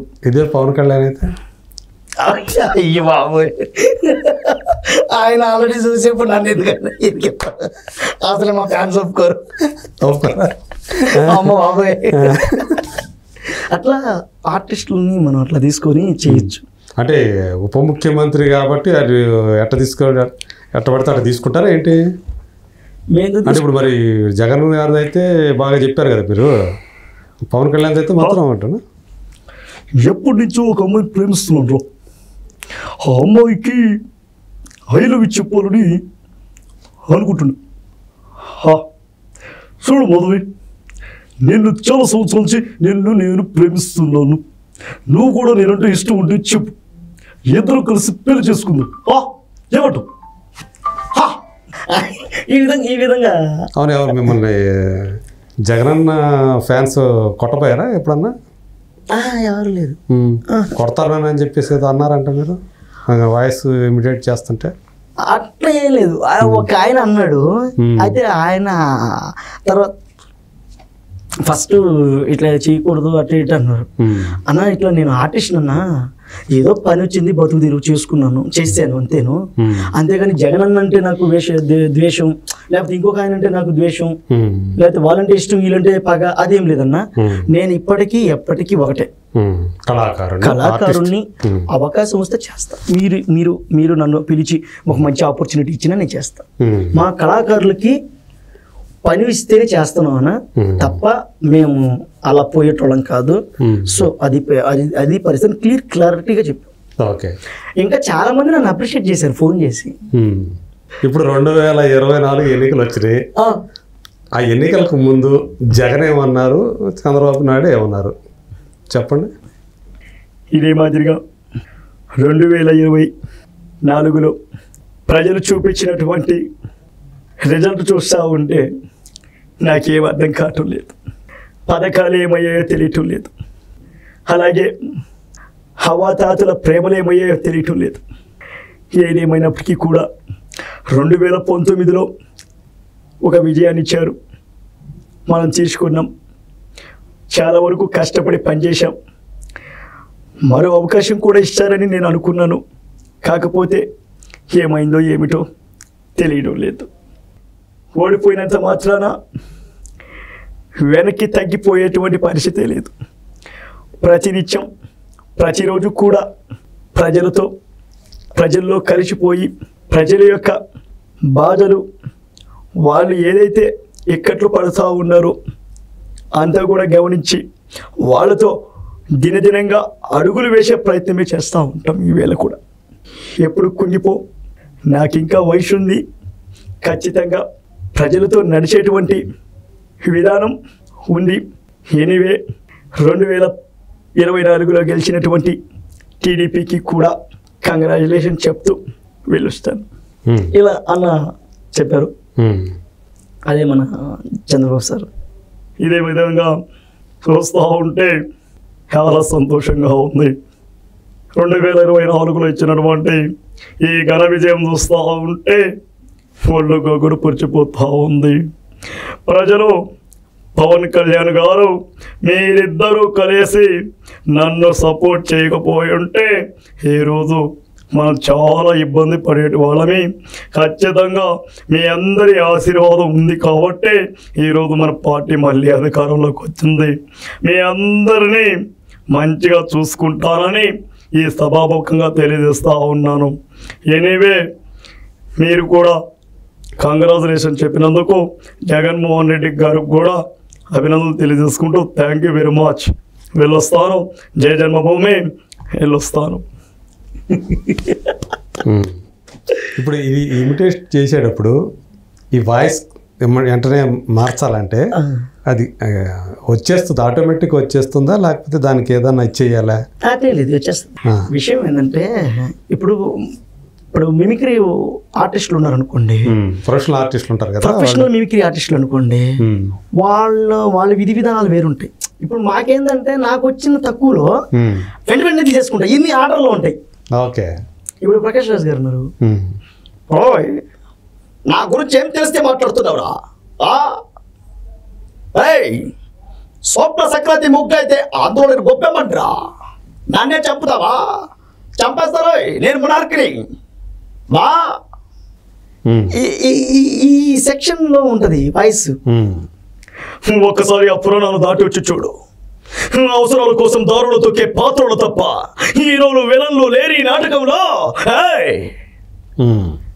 అన్నగారిది సైకో. ఇప్పుడు చంద్రబాబు సారు, జగన్ గారు, పాల్ గారు, బాలయ్య బాబు గారు, ప్రకాష్ రాజ్ గారు, సాయి కుమార్ సార్ గారు, సుధాకర్ గారు, సుమన్ శెట్టి అన్న, వీళ్ళందరూ వాయిస్లు ఒకే ప్యాటర్న్లో ఉంటాయి. ఓకే, ఇదే మాదిరిగా చూస్తూ ఉంటే మీ అందరికి కూడా ఎప్పుడు ఇలాగే ఉండాలని హైదరాబాద్కి వచ్చాను. మన గురించి తెలుసుగా, తగదిమి తలకు తగదిమి. ఏంటో నువ్వు మాట్లాడేది? అబ్బా అబ్బా అవన్నీ ఒకే టూన్లో ఉంటాయి. అందుకని అంతే, అది చేయగలదు, మీకు ఈజీగా చేయగలుగుతారు, ఈజీగా వచ్చేస్తుంటాయి. అంటే ఒక ట్రాక్ లో ఉన్న వాయిస్ అనమాట. కష్టంగా అనిపించేది ఏది? మహేష్ బాబు సార్ వాయిస్ ఎవరు చేయలేరు. అవునా? అల్లు అర్జున్ గారిది. ఈ అల్లు అర్జున్ గారు, మహేష్ బాబు గారు, సమ్ వాయిసెస్ కొన్ని ఉన్నాయి. బయట ప్రొఫెషనల్ మిమిక్రీ ఆర్టిస్టులు కూడా చేయలేరు వాళ్ళే? ఎవరు చేయలేరు. కష్టమా? చాలా కష్టం. వాయిస్ ని పట్టుకోవాలంటే ముందు మనం వాళ్ళని అబ్జర్వ్ చేయాలి. వాయిస్ ట్రై చేయండి. ఎవరిది? మహేష్ బాబుది, అల్లు అర్జున్ది రాదు కదా. అమ్మా, మహేష్ బాబు గారు వాయిస్ చేయాలంటే అది ఎలా ఉంటదంటే, ఇది అనుకోండి, అది కింద ఉంటది. ఓకే, ఆ వాయిస్ కింద ఉంటది. దాన్ని ఎలా పట్టుకోగలం మన కిందకి వెళ్ళి? ఓకే, ఇప్పుడు పైన వాయిస్. ఇప్పుడు ఇది దశావతారం ఉంది. దశావతారంలో కమల్ హాసన్ సార్ చెప్తారు కదా, ఆయన పోలీస్ ఆఫీసర్ ఏదో. అవును. నా గురించి ఏం తెలుసు మాట్లాడుతున్నా? ఇది తెలుసు కదా, ఈ రాడ్ని తీసి వెనక పెట్టి ఒక్కసారి తట్టి అడిగితే నిజం చెబుతువా? మామూలుగా చెబుతువా? అంటే కొన్ని తగులుతూ ఉంటాయి, మన దాని మీదనే. అది ఎస్పీ బాలసుబ్రహ్మణ్యం చెప్పినటువంటి వాయిస్. అవును, సార్ చెప్పింది. అవును, ఆయన చెప్పింది వాయిస్ అది. అలా కొన్ని వాయిస్ల మీద మనకి ఎక్కడైతే ఉంటాయో అబ్జర్వ్ చేస్తూ ఉంటాం. ఇప్పుడు నేను బండి మీద పోతుంటా, మాట్లాడుకుంటూ పోతా, ఎవరైనా చూస్తే పిచ్చోడు అనుకుంటారు. బండి మీద పోయేటప్పుడు ఎక్కడైనా మనం కార్యక్రమంలో కలిసినప్పుడు ఉన్నాం అనుకోండి, మీ ధోరణి మీది అయితే మా ధోరణి మాది, 7 ఊరున్నారు డిఫరెంట్గా అని చూస్తుంటాం. వాళ్ళు వెంటనే ఇప్పుడు సీనియర్ డైరెక్టర్ సాగర్ సార్ ఉన్నారు, చనిపోయారు. ఆయనకి నేనంటే భలే ఇష్టం. అవునా? చాలా ఇష్టం.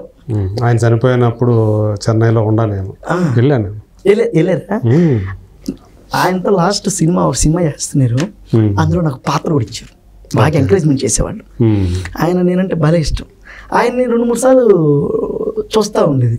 ఈరోజు చూస్తుంటే ఆయన వాయిస్ ఆయనకి వినిపించాను. ఈరోజు చూస్తుంటే చాలా సంతోషంగా ఉంది.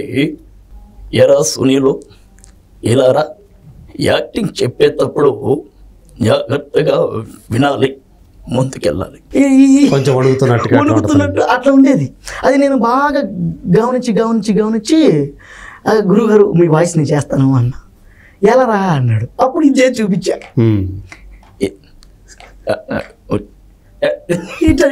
ఆయన ముందు రాలపై చెయ్యరా అన్నాడు. ఏమైంది రా అన్నాడు. భయం వేస్తుందండి ఏమన్నా. నుంచి వచ్చారు నువ్వు, బ్రహ్మాండంగా చేస్తా అన్నావు, మళ్ళీ ఇప్పుడు ఏమైంది రా అంటే భయం వేస్తుందండి మిమ్మల్ని చూస్తే నేను చేయరా. నాకు ఎంత ఆయన పరిచయం, లాస్ట్ దశలో పరిచయం, ఎంత బాగా తీసుకున్నారో దగ్గరికి. నేనంటే ఎంత అభిమానం ఆయనకి. నిజంగానే ఆయన చూపించిన ఆ విధానం, ఆయన ఇచ్చిన ఆ సపోర్ట్, బూస్టింగ్ చాలా దగ్గర తీసుకున్నాడు. అంత బాగా ఆయన సార్ గారు. ఎవరైనా డైరెక్టర్స్ వచ్చినా, ప్రొడ్యూసర్స్ వచ్చినా, లేదా సమ్ ఆర్టిస్టులు కానీ, టెక్నీషియన్స్ కానీ, ఎవరైనా వచ్చినా కానీ, నేను మా బోడే మీరు ప్రతి సినిమాలో కూడా అవకాశం ఇచ్చి పెట్టుకోవాలి, మంచి ఆర్టిస్ట్ కూడా అనేవాడు. థ్యాంక్స్ అండి. నా గొప్ప అనుభూతి నిజంగా ఇంతమందితో ట్రావెల్ అవ్వడం. ఆయన వినాయక్ గురువు శ్రీను వైట్ల గురువు, జి నాగేశ్వరరెడ్డి గురువు, ఏఎస్ రవికుమార్ చౌదరి గురువు, కొంతమంది శిష్యులు ఆయన నుంచి వచ్చారు. అలాంటి ఆయన నన్ను వదిలేవాడు కాదు, పట్టుకునేవాడు, కూర్చొని పెట్టి ఆయన టిఫిన్ చేస్తూ కూడా తినరా. అవునా? చిత్రం ఎక్స్ అని ఒక సినిమా చేసాం, మీకు ఐడియా ఉందా? ఎక్స్ రమేష్ బూది, మన ఎస్కోట విజయనగరం సైడ్ అబ్బాయి, ఆయనతో చేసాం. వీళ్ళు ఏం చేశారు, వేరే వాళ్ళ ద్వారా సార్ని కలవడానికి వెళ్ళారు, మన సాగర్ సార్ని గెస్ట్గా పిలుద్దామని ఫిల్మ్ ఛాంబర్కి. ఎంతసేపు పిలిచినా రావట్లేదు ఆయన, ఎవరు పిలిచినా రావట్లా. ఇంక ఇటు కాదు, ఏంటన్నా ఏంది అని అంటే, ఆయన మనకి బాగా ఇష్టం, ఎవరు రమేష్ చెప్పింది, బాగా ఇష్టం, ఆయన వచ్చి ఏదైనా పోస్టర్ లాంచ్ చేస్తే బాగుంటుంది కదా సునీల్, కొంచెం ఏజ్డ్ మళ్ళీ అది ఇది అన్నాడు. అలా అది మనకుండే రిలేషన్ అది వేరు, ఇతనికి తెలీదు. ఏం మాట్లాడుతున్నాడా పదా, మనలేమో ఒక్కసారి పిలిస్తే వచ్చేస్తాడు. వెళ్ళిపోయి గురుగారు అన్న, ఏరా అన్నాడు ఆయన. గురుగారు నేను ఒక చిన్న సినిమా చేశాను గురుగారు, చిన్న చిత్రం ఎక్స్, ఒక పోస్టర్ లాంచ్ చేస్తాను, మీరు ఖచ్చితంగా రావాలా అని అన్న. ఎప్పుడు రా అన్నాడు. రేపు 10:30. సరిపోరా వచ్చేస్తాను అన్నాడు. అసలు వాళ్ళు బయటకు వచ్చాక ముద్దు పెట్టేశాడు నాకు. ఎందుకు అని అంటే, ఇది మేము 2-3 సార్లు బయట పిలిచావు, రాలేదు ఆయన, నువ్వు వెళ్ళి అట్లా మాట్లాడగానే వచ్చాడు. లేదన్నా గురువుగారు బాగా ఇష్టం నేనంటే, అంత ఉంది మా ఇద్దరికి. సో ఆ చనువు వల్ల ఆయన దగ్గర నాకు ఆ చనువు ఉంది, నేను ఆ చనువు తీసుకోగలిగాను, ఆ చొరవ తీసుకోగలిగాను. ఆయన అందుకే వచ్చాడు. అట్లా ఇప్పుడు రాజకందుకూరి సారు నన్ను బంగారం పిలుస్తాడు, రాజకందుకూరి సార్ నిన్నే కలిసాం, మన ప్రణయ్ గోదావరి ట్రేజర్ లాంచ్ అయిపోతున్నాం, ఆ సార్ చేతుల మీదగానే లాంచ్ చేయించాం. సార్ గారు, మన సాగర్ సార్ గారు, కొంతమంది ఇప్పుడు తరుణ్ అన్న అలాంటి వాళ్ళు మాట్లాడేవాళ్ళు అంతే. ఇప్పుడు ఏం లేదు, ఇప్పుడు వాళ్ళంతా పెద్ద ఉన్నారు. ఇక అంటే ఒకటి అన్నయ్య, మనతో పని చేశారు కదా, అంటే వాళ్ళతో పని చేశాం కదా, వాళ్ళతో ఢీ కొట్టే అంత స్థాయి మంది కాదు. ఢీ కొట్టడం కాదు, లేదు. అంటే వాళ్ళ స్థాయికి మనం లేదు, అంటే పని చేసాం కదా అని చెప్పేసి ఆ చొరవ తీసుకొని నేను పని చేసాం కలిస్తే పలకరిస్తాం, పని చేసాం కదా అని చెప్పి చొరవగా మాట్లాడను, వాళ్ళకి ఇచ్చేటువంటి ఆ విధానం ఇస్తాం. వాళ్ళు మనం లేదన్నా గుర్తుపెట్టి అరే బాగున్నా అంటే అన్న బాగా అనుకోవడం తప్ప, నాకే నేను ముందడికి వేసి ఎలా రియాక్ట్ అవుతారో తెలియదు కదా. అందుకనే ఇప్పుడు మన జబర్దస్త్ మహేష్ అన్న, ఆయన బాగా మనకి కొంచెం అనుకూలం, ఆయన మాట్లాడతాడు. రంగస్థలం మహేష్ అన్న బాగా మాట్లాడతాడు.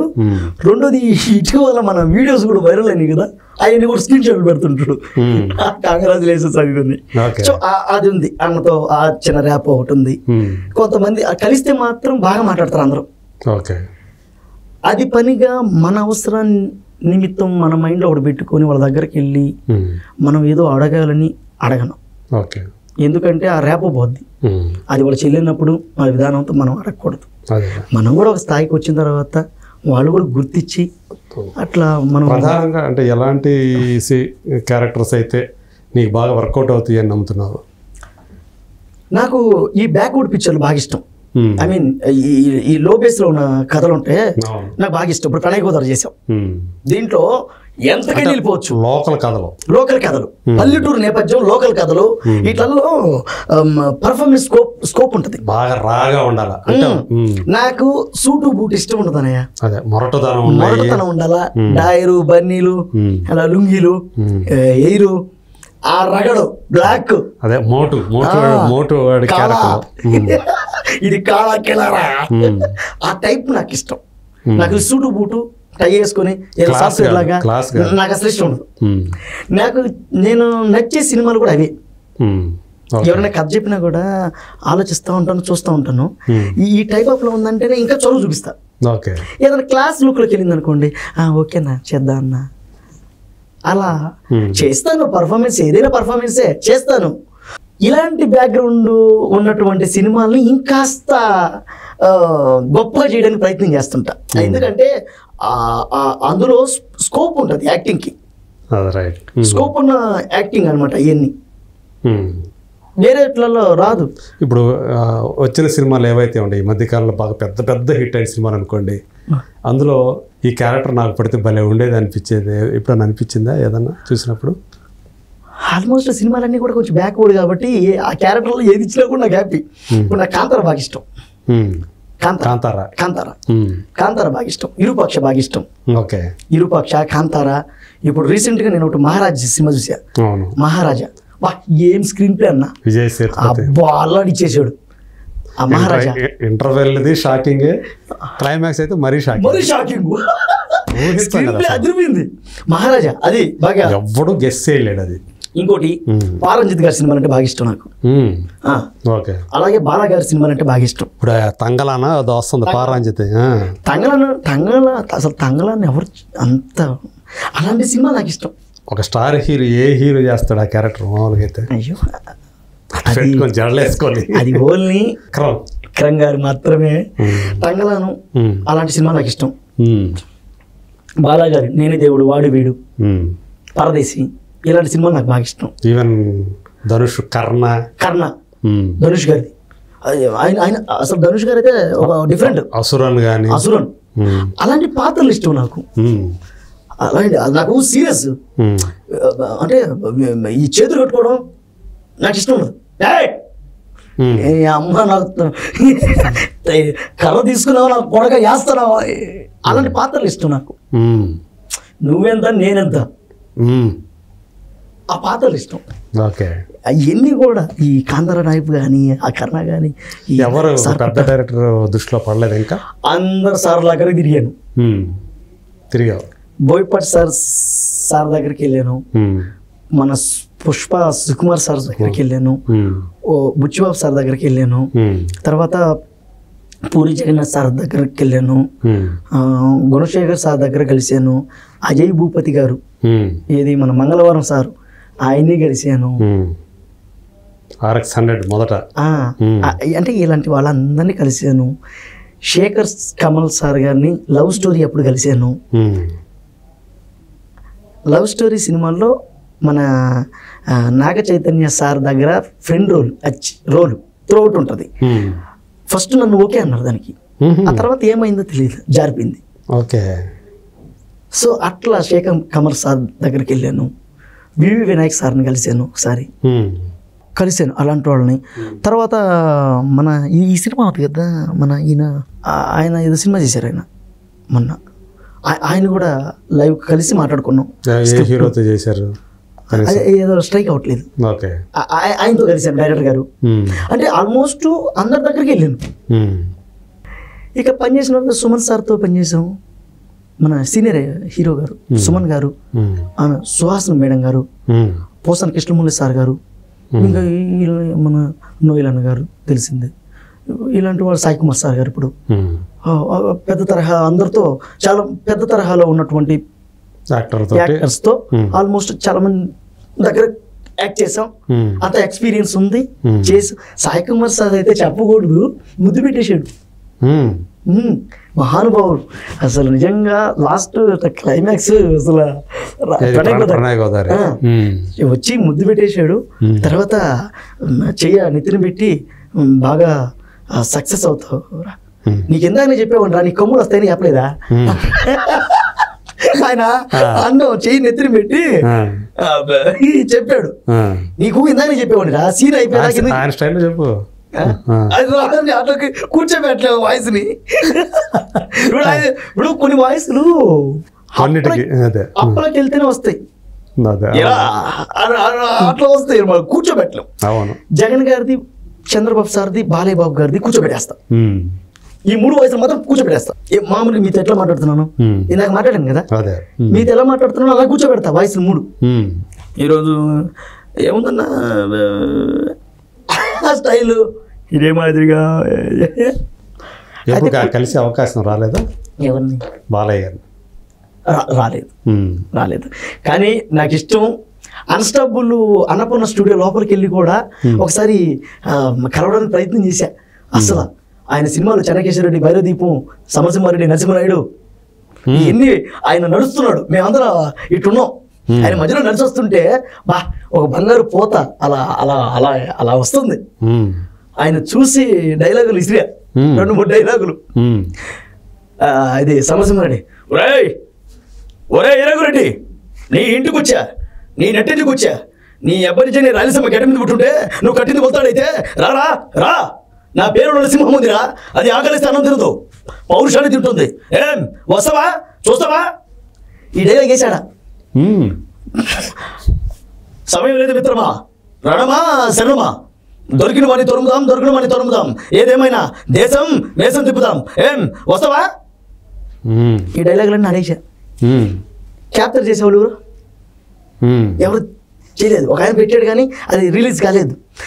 నా కోరిక ఏంటంటే అన్స్టాపుల్లో బాలయ్య బాబు గారు ఆ కుర్చీలో కూర్చుంటే దండం పెట్టి ఆయన మాట్లాడినట్టు మన ఆడియన్కి చెప్పాలి.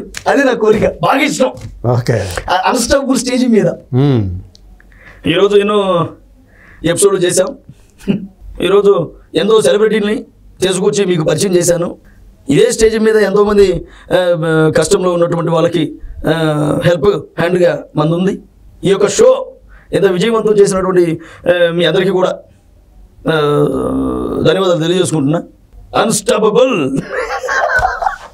ఇలా చేయాలి. అయితే వీళ్ళందరితో వర్క్ చేసాం.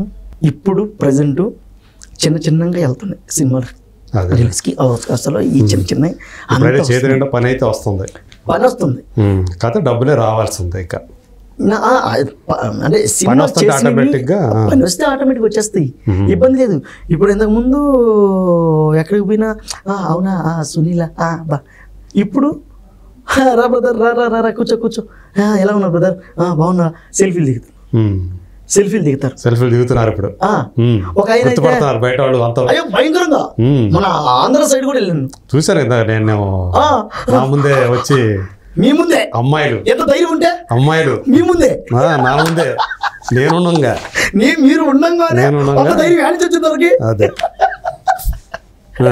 అయితే ఒక ఆయన వస్తారు, ఆయన సెల్ఫీ దిగుతాడు, టీ తాగుతురా అంటాడు. ఏమండే మీ అభిమానికి దండమండి బాబు, ఎన్నిసార్లు పోస్తారండి టీ బాబు, చచ్చిపోతుంది కడుపు అనే అభిమానం దానికి ఎలా కట్టలేము. అబ్బా అది అందరికీ వచ్చేది కూడా రాదు. వచ్చినప్పుడు దాన్ని ఆస్వాదించాలి అంతే. నేను ప్రజెంట్ ఆస్వాదిస్తున్నా. ఇంకా ఇది పెరిగితే ఈ సక్సెస్ ని, అంటే ఇది ఒక నిజంగా ఎన్ని 100 సినిమాలు చేస్తే ఇలాంటి పేరు వస్తుంది. నేను ఇప్పటికీ చెప్తున్నా, నన్ను అంటే చాలామంది అనుకుంటుంటారు, అరే ఒకరి జీవితం మీద పడి నువ్వు అతన్ని ఇమిటేట్ చేసి పేరు తెచ్చుకోవడం, దాన్ని నువ్వు పేరుగా భావిస్తున్నావు అని మన ఆడియన్ కూడా అనొచ్చు.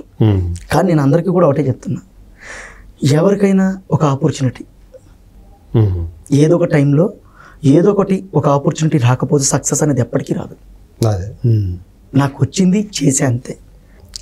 విద్య వచ్చు, సరైన టైంలో అవకాశం వచ్చింది, దాన్ని నేను యూటిలైజ్ చేసుకున్నా అంతే.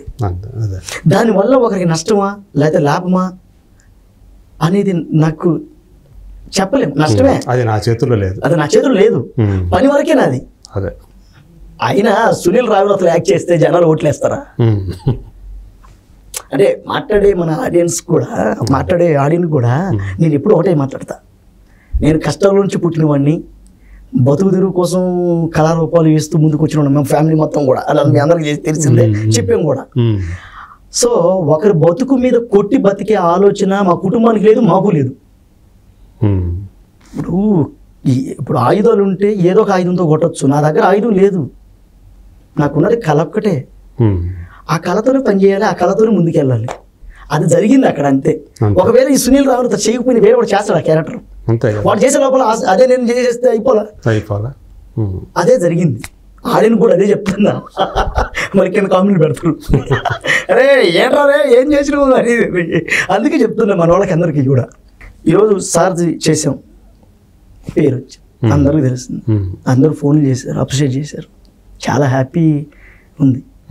కానీ ఎవరి కొరకు చేయలేదు, నా కొరకే చేశాను. అవకాశం ఇచ్చారు, చేసాం ఇంతే.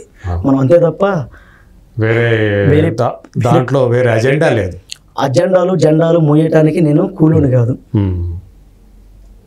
నేను ప్యూర్ కళాకారులు. అంతే, మనకు రాజకీయాలతో సంబంధం లేదు, రాజకీయాలతో సంబంధాలు లేవు, ప్యూర్ కళాకారులు. ముందు కూడా బాలయ్య బాబు గారు చెప్తున్నటువంటి ఒకే మాట, కళాకారులమి, నిద్రపోతున్న జాతిని మేల్కొల్పే కళాకారులమి. నేను ప్రజా కళాకారుణ్ణి, నిద్రపోతున్న జాతిని మేల్కొల్పే కళాకారుణ్ణి, అంతే. ఎవరైతే వెనకబడి ఉంటారో, ఎవరైతే కష్టాల్లో ఉంటారో, ఎవరైతే చేయాల్సిన పనిని విస్మరించి నిద్రపోతుంటారో, మన గలంతో మన పెన్నుతో వాళ్ళని తట్టి లేపుతూ ఇదిరా నువ్వు చేయాల్సిన పని అని చెప్పే కళాకారులు మేము, అంతే తప్ప జెండాలు మోసేవాళ్ళం కాదు. అల్టిమేట్గా సునీల్ రావినతల గోల్ ఏంటి అంటే ఏం చెప్తావు? కళారూపాలు చేసుకుంటూ 10 మందికి అన్నం పెట్టాలి. ఎప్పుడు పెళ్లి చేసుకుంటావు? ఇందాకే చెప్పాను, పెళ్లి అనేది అది డబ్బులు లేవు అన్నయ్య. చూద్దాం కాదు, ప్రేమ అనేది ఇప్పుడు ఎలా ఉంది చెప్పండి. ప్రేమ అంటే ఇప్పుడు ఎవరైనా వస్తే లైన్లోకి ప్రేమించి పెళ్లి చేసుకోవాలనే ఇంట్లో వాళ్ళు చూస్తారు కదా, పెద్దవాళ్ళు ప్రేమించి పెళ్లి చేసుకోలేను. ఎవరైనా ప్రేమిస్తే ఓకే, కానీ ఎవరన్నా ప్రేమిస్తే ఓకే, ప్రేమించైతే నేను చేసుకోను. ఎవరైనా ప్రేమిస్తే ఓకే. మా అమ్మ ఆల్రెడీ చూస్తానింది, ఆవిడ చూసే ముందే నన్ను ఎవరైనా చూస్తే బాగుంది అంటే నన్ను కూడా ఒక ప్రేమించారు అని చెప్పుకో ఫీలింగ్ ఉంటుంది కదా భాషలో. అన్నయ్య, ఈ మొక్క నేను చిన్నప్పటి నుంచి అనుకునేది, ఎవరైనా నన్ను ప్రేమిస్తే అది నేను చెప్పుకుందాం అనుకుంటే ఒకరు ప్రేమించటం. ఒక అమ్మాయి అయితే నలుపు నన్ను ప్రేమించాల. అవునా? నేను నల్లంగా ఉన్నానని ప్రేమించలేదు ఒక అమ్మాయి, కేవలం కలరు. నువ్వు నలుపు, నేను తెలుపు, ఎలా ప్రేమించాలి నిన్ను? కలర్ డిస్క్రిమినేషన్ అంట. రజనీకాంత్ గారు నలుపు కదా, మేడం గారు ఎట్టుంటారా, తెల్లగా పాలు పెళ్లి చేసుకోలేదా? అరే టాలెంట్ చూడున్నాయా, మనం చూడాలంటుండే కలర్ చూస్తారు వీళ్ళు. అయితే ఆమె కలర్ ఎక్కడ ఊళ్ళోనా లేకపోతే ఇక్కడ? అక్కడే చదువుకునేటప్పుడు ఆమె కలర్ చూసింది, నువ్వు నాకు సెట్ కావని చెప్పింది. ఓకే, కలర్ లేదు. ఓకే అంటే మనం ప్రేమించాలంటే కలర్ లేదు. సో కలర్ గురించి ఎక్కడ కూడా మనం మాట్లాడకూడదు. మరి ఆలోచించే రజనీకాంత్ కలర్ కాదు కదా, ఆయన ఎట్లా పెళ్లి చేస్తారు? ఆయన అప్పటికే సూపర్ స్టార్, మనకేముంది ఏ బ్యాక్గ్రౌండ్ లేదు. అయితే అది అయిపోయింది. తర్వాత కాస్త ముందుకు వచ్చాం, సరే మనం ఇంకేదైనా ప్లాన్ చేద్దాం అనుకుంటే డబ్బు అది లేదు, ఇక్కడ కూడా నువ్వు పనికిరావు అని తుప్పలు చేరు. అంటే మనమేం చిన్నవాళ్ళగా చూసుకొని వచ్చేసాం, డబ్బు లేదు అనగానే తుప్పలు పోయింగానే ఓకే నన్ను చూడు నా డబ్బు కాదు. అయితే విషయం ఏంటంటే, ఎవరు మంచి మానవత్వం, కష్టాల్లో ఉన్న డబ్బులో ఉన్న సమానంగా చూసేవాళ్ళు, కష్టాలని తెలుసుకొని కుటుంబ విలువలతో పనిచేసేవాళ్ళు లేరు.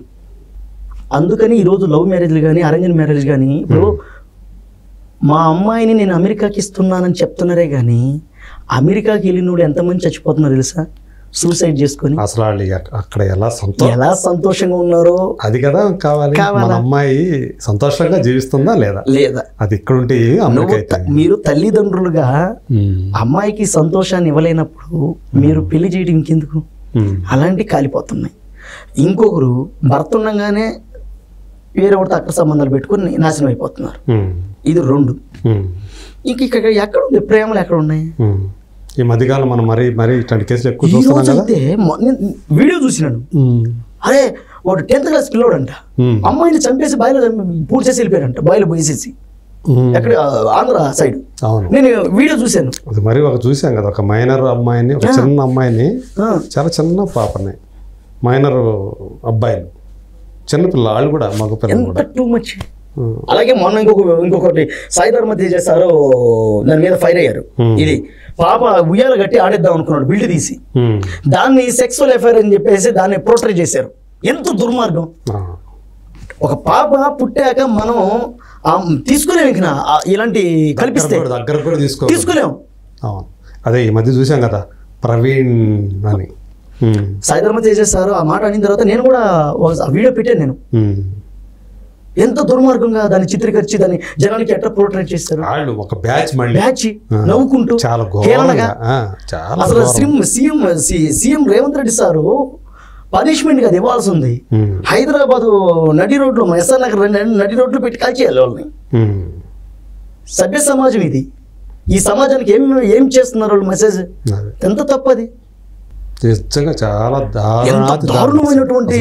ఇప్పుడు నేను చాలా వీడియోలు చూస్తుంటానయ్యా, వాళ్ళ నాన్నగారు వాళ్ళ కూతురు చాలా దగ్గరగా ఉంటారు, హ్యాపీగా మాట్లాడుకుంటారు. దాన్ని ఎట్లా చేస్తే ఎట్లా? అంతే చిన్న పాపను తాగడానికి నువ్వు భయపడిపోతావు. ఇంకా అంటే వావి వరసలు లేకుండా ప్రవర్తించే వాళ్ళు ఎవరైతే ఉంటారో వాడు చేసే పనులన్నీ ఇట్లాగే ఉంటాయి అన్నమాట. ఇక అది మిగతా వాళ్ళ మీద, ఎదుటి వాళ్ళ మీద కూడా వాళ్ళ యొక్క దాని ప్రభావం పడుతుంది. ఆ అనుబంధాల మీద పడతాయి, మానవ సంబంధాల మీద 100% పడతాయి. అసలు వాళ్ళు ఎవరు, వాళ్ళు ఏంటి, తల్లి కొడుకులా, లేకపోతే తండ్రి కూతుళ్ళా, అన్నా చెల్లెళ్ళ, ఏంటి అది తెలుసుకోకుండా అక్కడ ఉండాలంటే ఏదో ఒకటి నీచంగా చేసేయడమే. దాన్ని నీచంగా చేసేసి వాళ్ళిద్దరిని ఎలాగైనా బ్లేమ్ చేయాలి. దాన్ని బ్లేమ్ చేసి వేవర్షిప్ సంపాదించుకోవాలి. దాన్ని సెక్సువలైజ్ అంటారు. అంటే సెక్సువలైజ్ చేసేసి దాన్ని వేవర్షిప్ కోసం హీనంగా మాట్లాడటం తప్పు.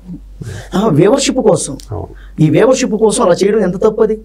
రేవంత్ రెడ్డి సార్ అసలు కేసు పెట్టకూడదు, వేసేయాలి అంతే. నువ్వు జాగ్రత్త. ఇప్పుడు రాజస్థాన్ ఇష్యూ అయింది కదా, తెలుసు కదా రాజస్థాన్ ఇష్యూ ఏమవుతుందో.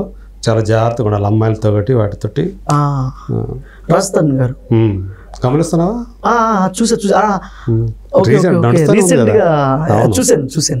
ఇగో ఈ చిన్న ఆఫీసులు అయ్యి తిరుగుతా, అది ఏదో ప్రెగ్నెన్సీ ఏదో అదే. ఇప్పుడు అది కూడా సేమ్ 10 ఏళ్ళ నుంచి నాతోటి కలిసి ఉన్నాడు, పెళ్లి చేసుకున్నాము అని చెప్పేసి ఒక అమ్మాయి, లావణ్య అనే అమ్మాయి అతని మీద ఎలిగేషన్ చేయటం. సో అతను నాతో కదా, నాకు ఒక్కడైతే ఓకే, ఇంకొకరు కూడా ఉంటుంది రిలేషన్షిప్లో.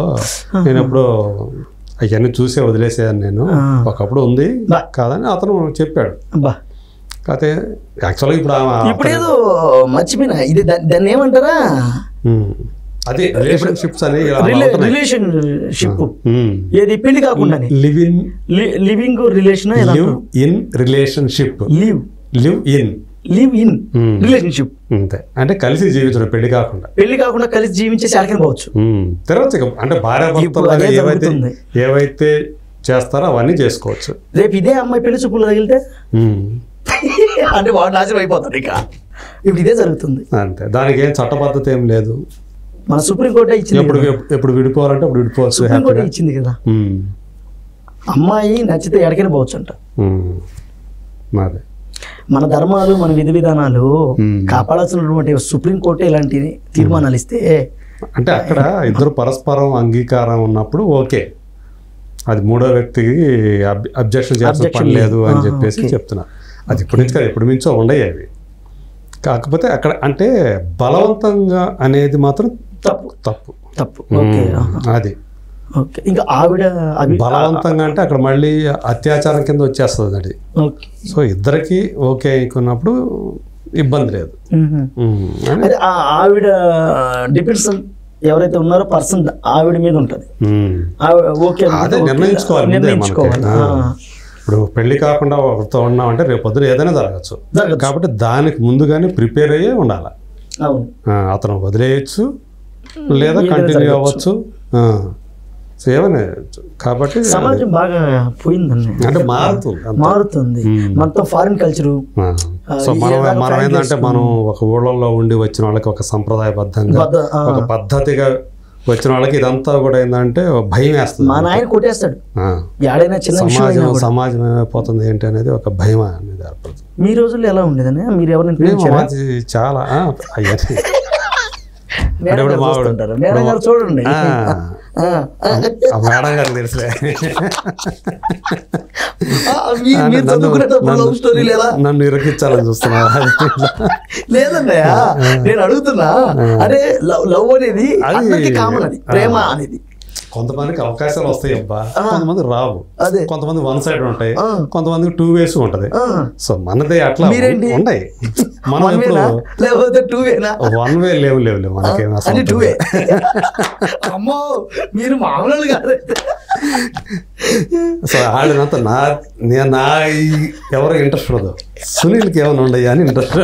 సునీల్ రాజు ఎప్పుడు ప్యూర్ ఏమీ లేవు. విషయం ఏంటంటే ప్రేమని ఇప్పుడు ఎవరు ఏం తీసుకోలేరు, వాళ్ళ దగ్గర నుంచి వస్తే తప్ప మనం ఏం చేయలేం. ఇంకోటి ఏంటంటే ప్రేమించే టైం కూడా నాకు లేదు. నాది ఇప్పుడు ఎప్పుడైనా సరే ఒకటి, ఒక స్త్రీకి ఒక పురుషుడు, ఒక పురుషుడికి ఒక స్త్రీ, అంతే అంతే. అలాగే ఉండాలి.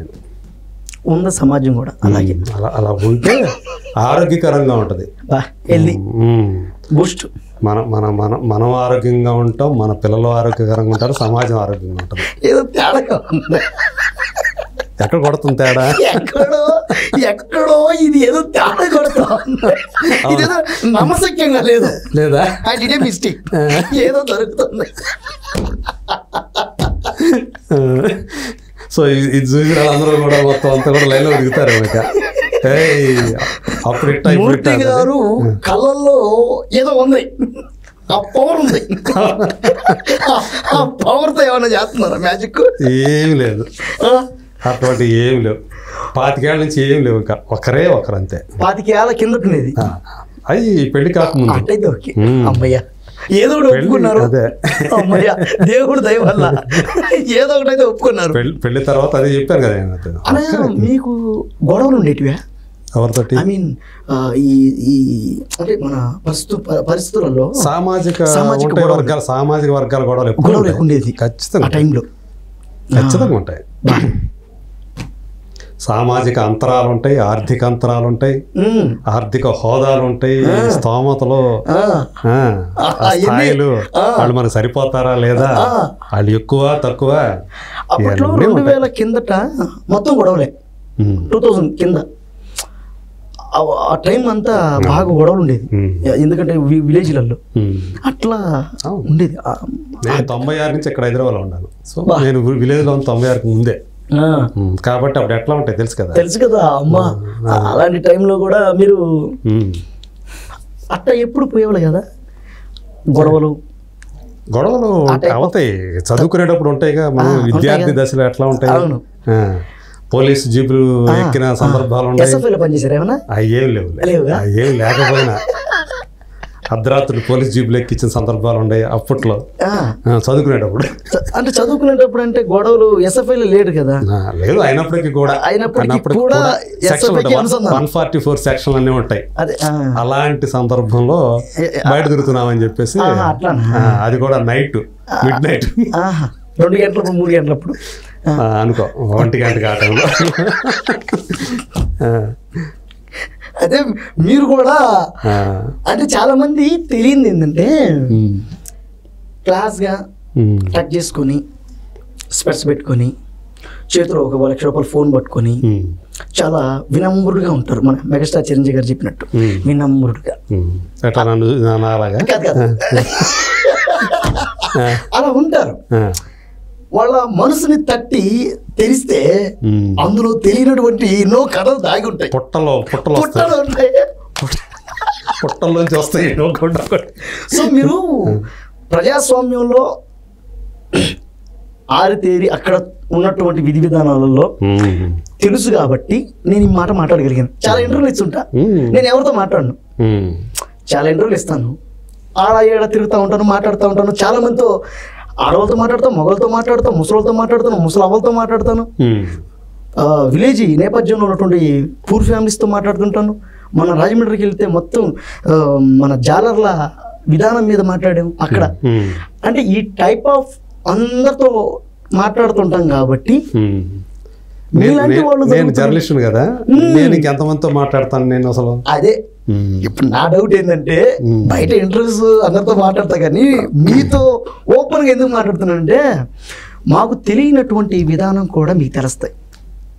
చిన్న సమాజంలో కింది స్థాయి వాళ్ళ దగ్గర నుంచి, ఎవరైతే వెళ్ళడానికి భయపడతారో అలాంటి వాళ్ళ దగ్గర నుంచి, పోలీస్ స్టేషన్ల దగ్గర నుంచి అన్నీ తిరిగి వచ్చిన వాళ్ళం కదా. అది ఆఖరికి ఒళ్ళు అంటే తప్పని పరిస్థితుల్లో వేశ్యా గృహాలని ఉంటాయి, అట్లాంటి వాటిల్లో వృత్తిపరంగా వెళ్ళాలి, వాళ్ళ గురించి తెలుసుకోవాలి, వాళ్ళ కథలు రాయాలి. సో అవన్నీ రీసెంట్గా సేమ్ మీరు చెప్పిన ప్యాటర్న్లోనే మనకి గంగూబాయ్ కాత్వాడి అనే సినిమా వచ్చింది. మన మేడం గారు, ఆమె అలియా భట్ మేడం గారు ఎక్సలెంట్ గా చేశారు మేడం పర్ఫార్మెన్స్. సో అందులో కూడా ఒక విలేకరు ఆమె గురించి ఒక రాస్తాడు. సో మీరు చెప్పింది అలాగే మన లాకప్ డెత్లు వార్తా కథనాలు ఇన్వెస్టిగేట్ చేసి రాశాను ఇవన్నీ. అప్పుడు చాలా ఇబ్బందులు ఎదుర్కొన్నాను. ఒకరి తరగపోయే రాయి మీకు కూడా తగలొచ్చు, కర్రలు తగలొచ్చు, అంటే మాటలు తగలొచ్చు. ఫిలిం జర్నలిస్ట్ కాకముందు చేసిన పనులు. విషయం ఏంటంటే మీలాంటి వాళ్ళని ఎందుకు అడుగుతా ఉంటే మేము కొత్తగా వచ్చేటువంటి పిల్లలుగా ఐ మీన్ ప్రొఫెషనల్ పక్కన పెట్టండి, సినిమా అనేది నథింగ్, అదొక ప్రొఫెషనల్, అదొక వృత్తి. వ్యక్తిగతంగా మేమంటూ ఒక పైరులోకి రావాల్సినటువంటి ఎంతైనా సరే దేశం అనేది మాకు ఉంది కదా. చాలా మంది ఇప్పుడు అమ్మాయిల చుట్టూ తిరుగుతూ ఉన్నారు, డబ్బు చుట్టూ తిరుగుతున్నారు, ఇంకో దాని చుట్టూ తిరుగుతూ ఉన్నారు. కాస్త కోస్త జ్ఞానం ఉంది మాలాంటి వాళ్ళకి. మేమన్నా సమాజంలో ఏదో కొంత మార్పు తీసుకురావాలి కదా. 140 కోట్ల మంది మనం ఎట్లా మార్చలేము, కనీసం మన ఇళ్ల పక్కన ఉన్న వాళ్ళని మార్చాలి కదా. సో దాని కొరకు మీలాంటి వాళ్ళ విధానం అనమాట. ఇక్కడ గుంట ఉంది, ఈ గుంట నాకు తెలియదు అనుకోండి, మీలాంటి వాళ్ళు చెప్పలేదు అనుకోండి, నేను పడిపోతా, ఇక్కడ ఈ గుంటలో పడిపోతా. అదే మీలాంటి ఎక్స్పీరియన్స్ చెప్పారనుకోండి, రే అక్కడ గుంట ఉందిరా అటు పోకండి అని ఖచ్చితంగా యూటర్న్ తీసుకుంటాం. ఓకే, ఆ గుంటని మనం పోడ్చాలి, జాగ్రత్త. ఏదో ఉంది, అక్కడ ఏదో ఉంది, పడతాం దాంట్లో. అదే మీరు ఎక్స్పీరియన్స్ కలిగే కాబట్టి చెప్పారనుకోండి, దాన్ని పోడ్చడమా, లేకపోతే దాని మీద రాళ్ళు పెట్టడమా, లేకపోతే మనుషుల్ని టర్న్ చేయడమా, ఏదో ఒకటి తీసుకుంటాం. అందుకనే మీతో అది మాట్లాడగలిగాం అనమాట. Right, thank you so much Sunil. చాలా విషయాలు అట్లా మాట్లాడుకున్నాము, చాలా విషయాలు వెనక్కి వెళ్ళాము, ఆ రోజులు మాట్లాడుకున్నాం, ప్రేమల గురించి చెప్పుకున్నాం. ఇంకా నీ పెళ్ళే, మా పెళ్ళి అయితే అయిపోయింది, నీ పెళ్ళే కావాల్సింది. నా పెళ్లి ఏంటంటే ఇంకా అమ్మాయి సెట్ కాలేదు, ఎవరు ప్రేమించట్లేదు, ఇంటికాడ చూడటం లేదు. ఏమో వస్తారేమో, ప్రేమించే వాళ్ళు వస్తారు. రిలీజ్ అయితే వస్తారేమో, ఇప్పుడు దాకా తగలేదు, ఇక తగులుతారేమో. ప్రణయ గోదావరి రిలీజ్ అయ్యాక అవును అందరూ గోచిపాత పెట్టుకొని ఉంటారు. సో అప్పుడు నది ప్రవాహం కదా, అందులో నుంచి ఏమన్నా ప్రణయం పుట్టుకొస్తుందేమో చూద్దాం. ప్రళయం వస్తే పుట్టుకొచ్చేది ఏం లేదు, అంత లోపల ప్రణయమే, ప్రళయం కాదు. ప్రళయం అయింది అనుకో, లైఫే పోద్ది. అయితే ఇప్పుడు హ్యాపీ. అటు ప్రేమలు లేవు, ఆర్థికంగా లేదు, నాకు ఫ్యామిలీ అమ్మవాళ్ళు ఉన్నారు, ఉన్నా ఓకే అబ్బా, లేకపోయినా ఓకే. ఏది మనం ఉంటే టెన్షను, లేకపోతే హ్యాపీ. ఇప్పుడు నేను హ్యాపీలో ఉన్నా, ఇంటికాడ అమ్మ వాళ్ళు హ్యాపీ, ప్రొఫెషనల్ పరంగా హ్యాపీ, సమాజం చాలా బాగా ఉంది, జ్ఞానం ఉంది, నాన్నగారు ఇచ్చినటువంటి ఎంతో కొంత బూస్టప్ ఉంది, హ్యాపీ. నేను లేదు కళా వారసత్వం ఉంది, అన్ని విధానాలు, చదువు ఉంది, సంస్కారం ఉంది, విజ్ఞానం. మనం ఏదైనా ఒక మాట మీద కానీ, ఒక విధానం కానీ, ఏదైనా సరే మనం సమాజానికి కానీ, మనం చేస్తున్నటువంటి ప్రొఫెషనల్ సినిమా పరంగా కానీ ఏదైనా మనం తీసుకొని దాన్ని పోర్ట్రేట్ చేయడం మంచి ఉంది. మనం ఇప్పుడు లేనిది కొంచెం ఆర్థికమే, అంతే. అదొక్కటి కూడా వచ్చేస్తాయి అంతే, అది కూడా మిగతా అన్ని హ్యాపీ అన్నయ్య, ఒక్క ఆర్థికం తప్ప అదొకటే బయట ఉంది. సో అది కూడా అతి తొందరలోనే నీ జేబులు నిండిపోయి ఓవర్ఫ్లో అవ్వాలని మనస్ఫూర్తిగా కోరుకుంటూ, సో మంచి మంచి క్యారెక్టర్ చేసుకుంటూ ఇలా ఎంతమంది వీలైతే అంతమందికి నీ ఇమిటేషన్ ప్రక్రియ ద్వారా, నీ కళారూపాల ద్వారా, నీ యాక్టింగ్ ద్వారా వినోదాన్ని పంచాలని, అందించాలని మనస్ఫూర్తిగా కోరుకుంటూ థ్యాంక్ యూ సో మచ్. అంతకాలం నవ్విస్తూ ఉండాలి, అంతే. ఆకలి అన్న వాడికి ఏదో రూపంలో మనం అన్నం పెట్టాలి, మనకు దాంట్లో ఎంతో కొంత. ఒకటి, ఎవరైనా బతుకు తిరుగులో ముందుకు పోవడానికి సహాయం చేయాలి, అన్నం పెట్టాలి. ఎందుకంటే నాకు పెట్టారు కాబట్టి. నా ప్రొఫెషనల్లో ఎవరైనా ఆసక్తి ఉన్నా కూడా నేను దాన్ని చెప్తాను. ఆ విధంగా ఏదో ఒకటి మనం ఏదో హెల్ప్ చేయాలనే వస్తాం, హెల్ప్ చేస్తాం, అంతే. హ్యాపీ ఉంది. Okay, thank you so much. So ఎంతసేపు మాతో గడిపినందుకు, ఇన్ని విషయాలు నాతో షేర్ చేసుకున్నందుకు, మా ప్రేక్షకులతో షేర్ చేసుకున్నందుకు థ్యాంక్ యూ సునీల్. నీ భవిష్యత్తు ఉజ్వలంగా ఉండాలని మనస్ఫూర్తిగా కోరుకుంటున్నాను. Thank you.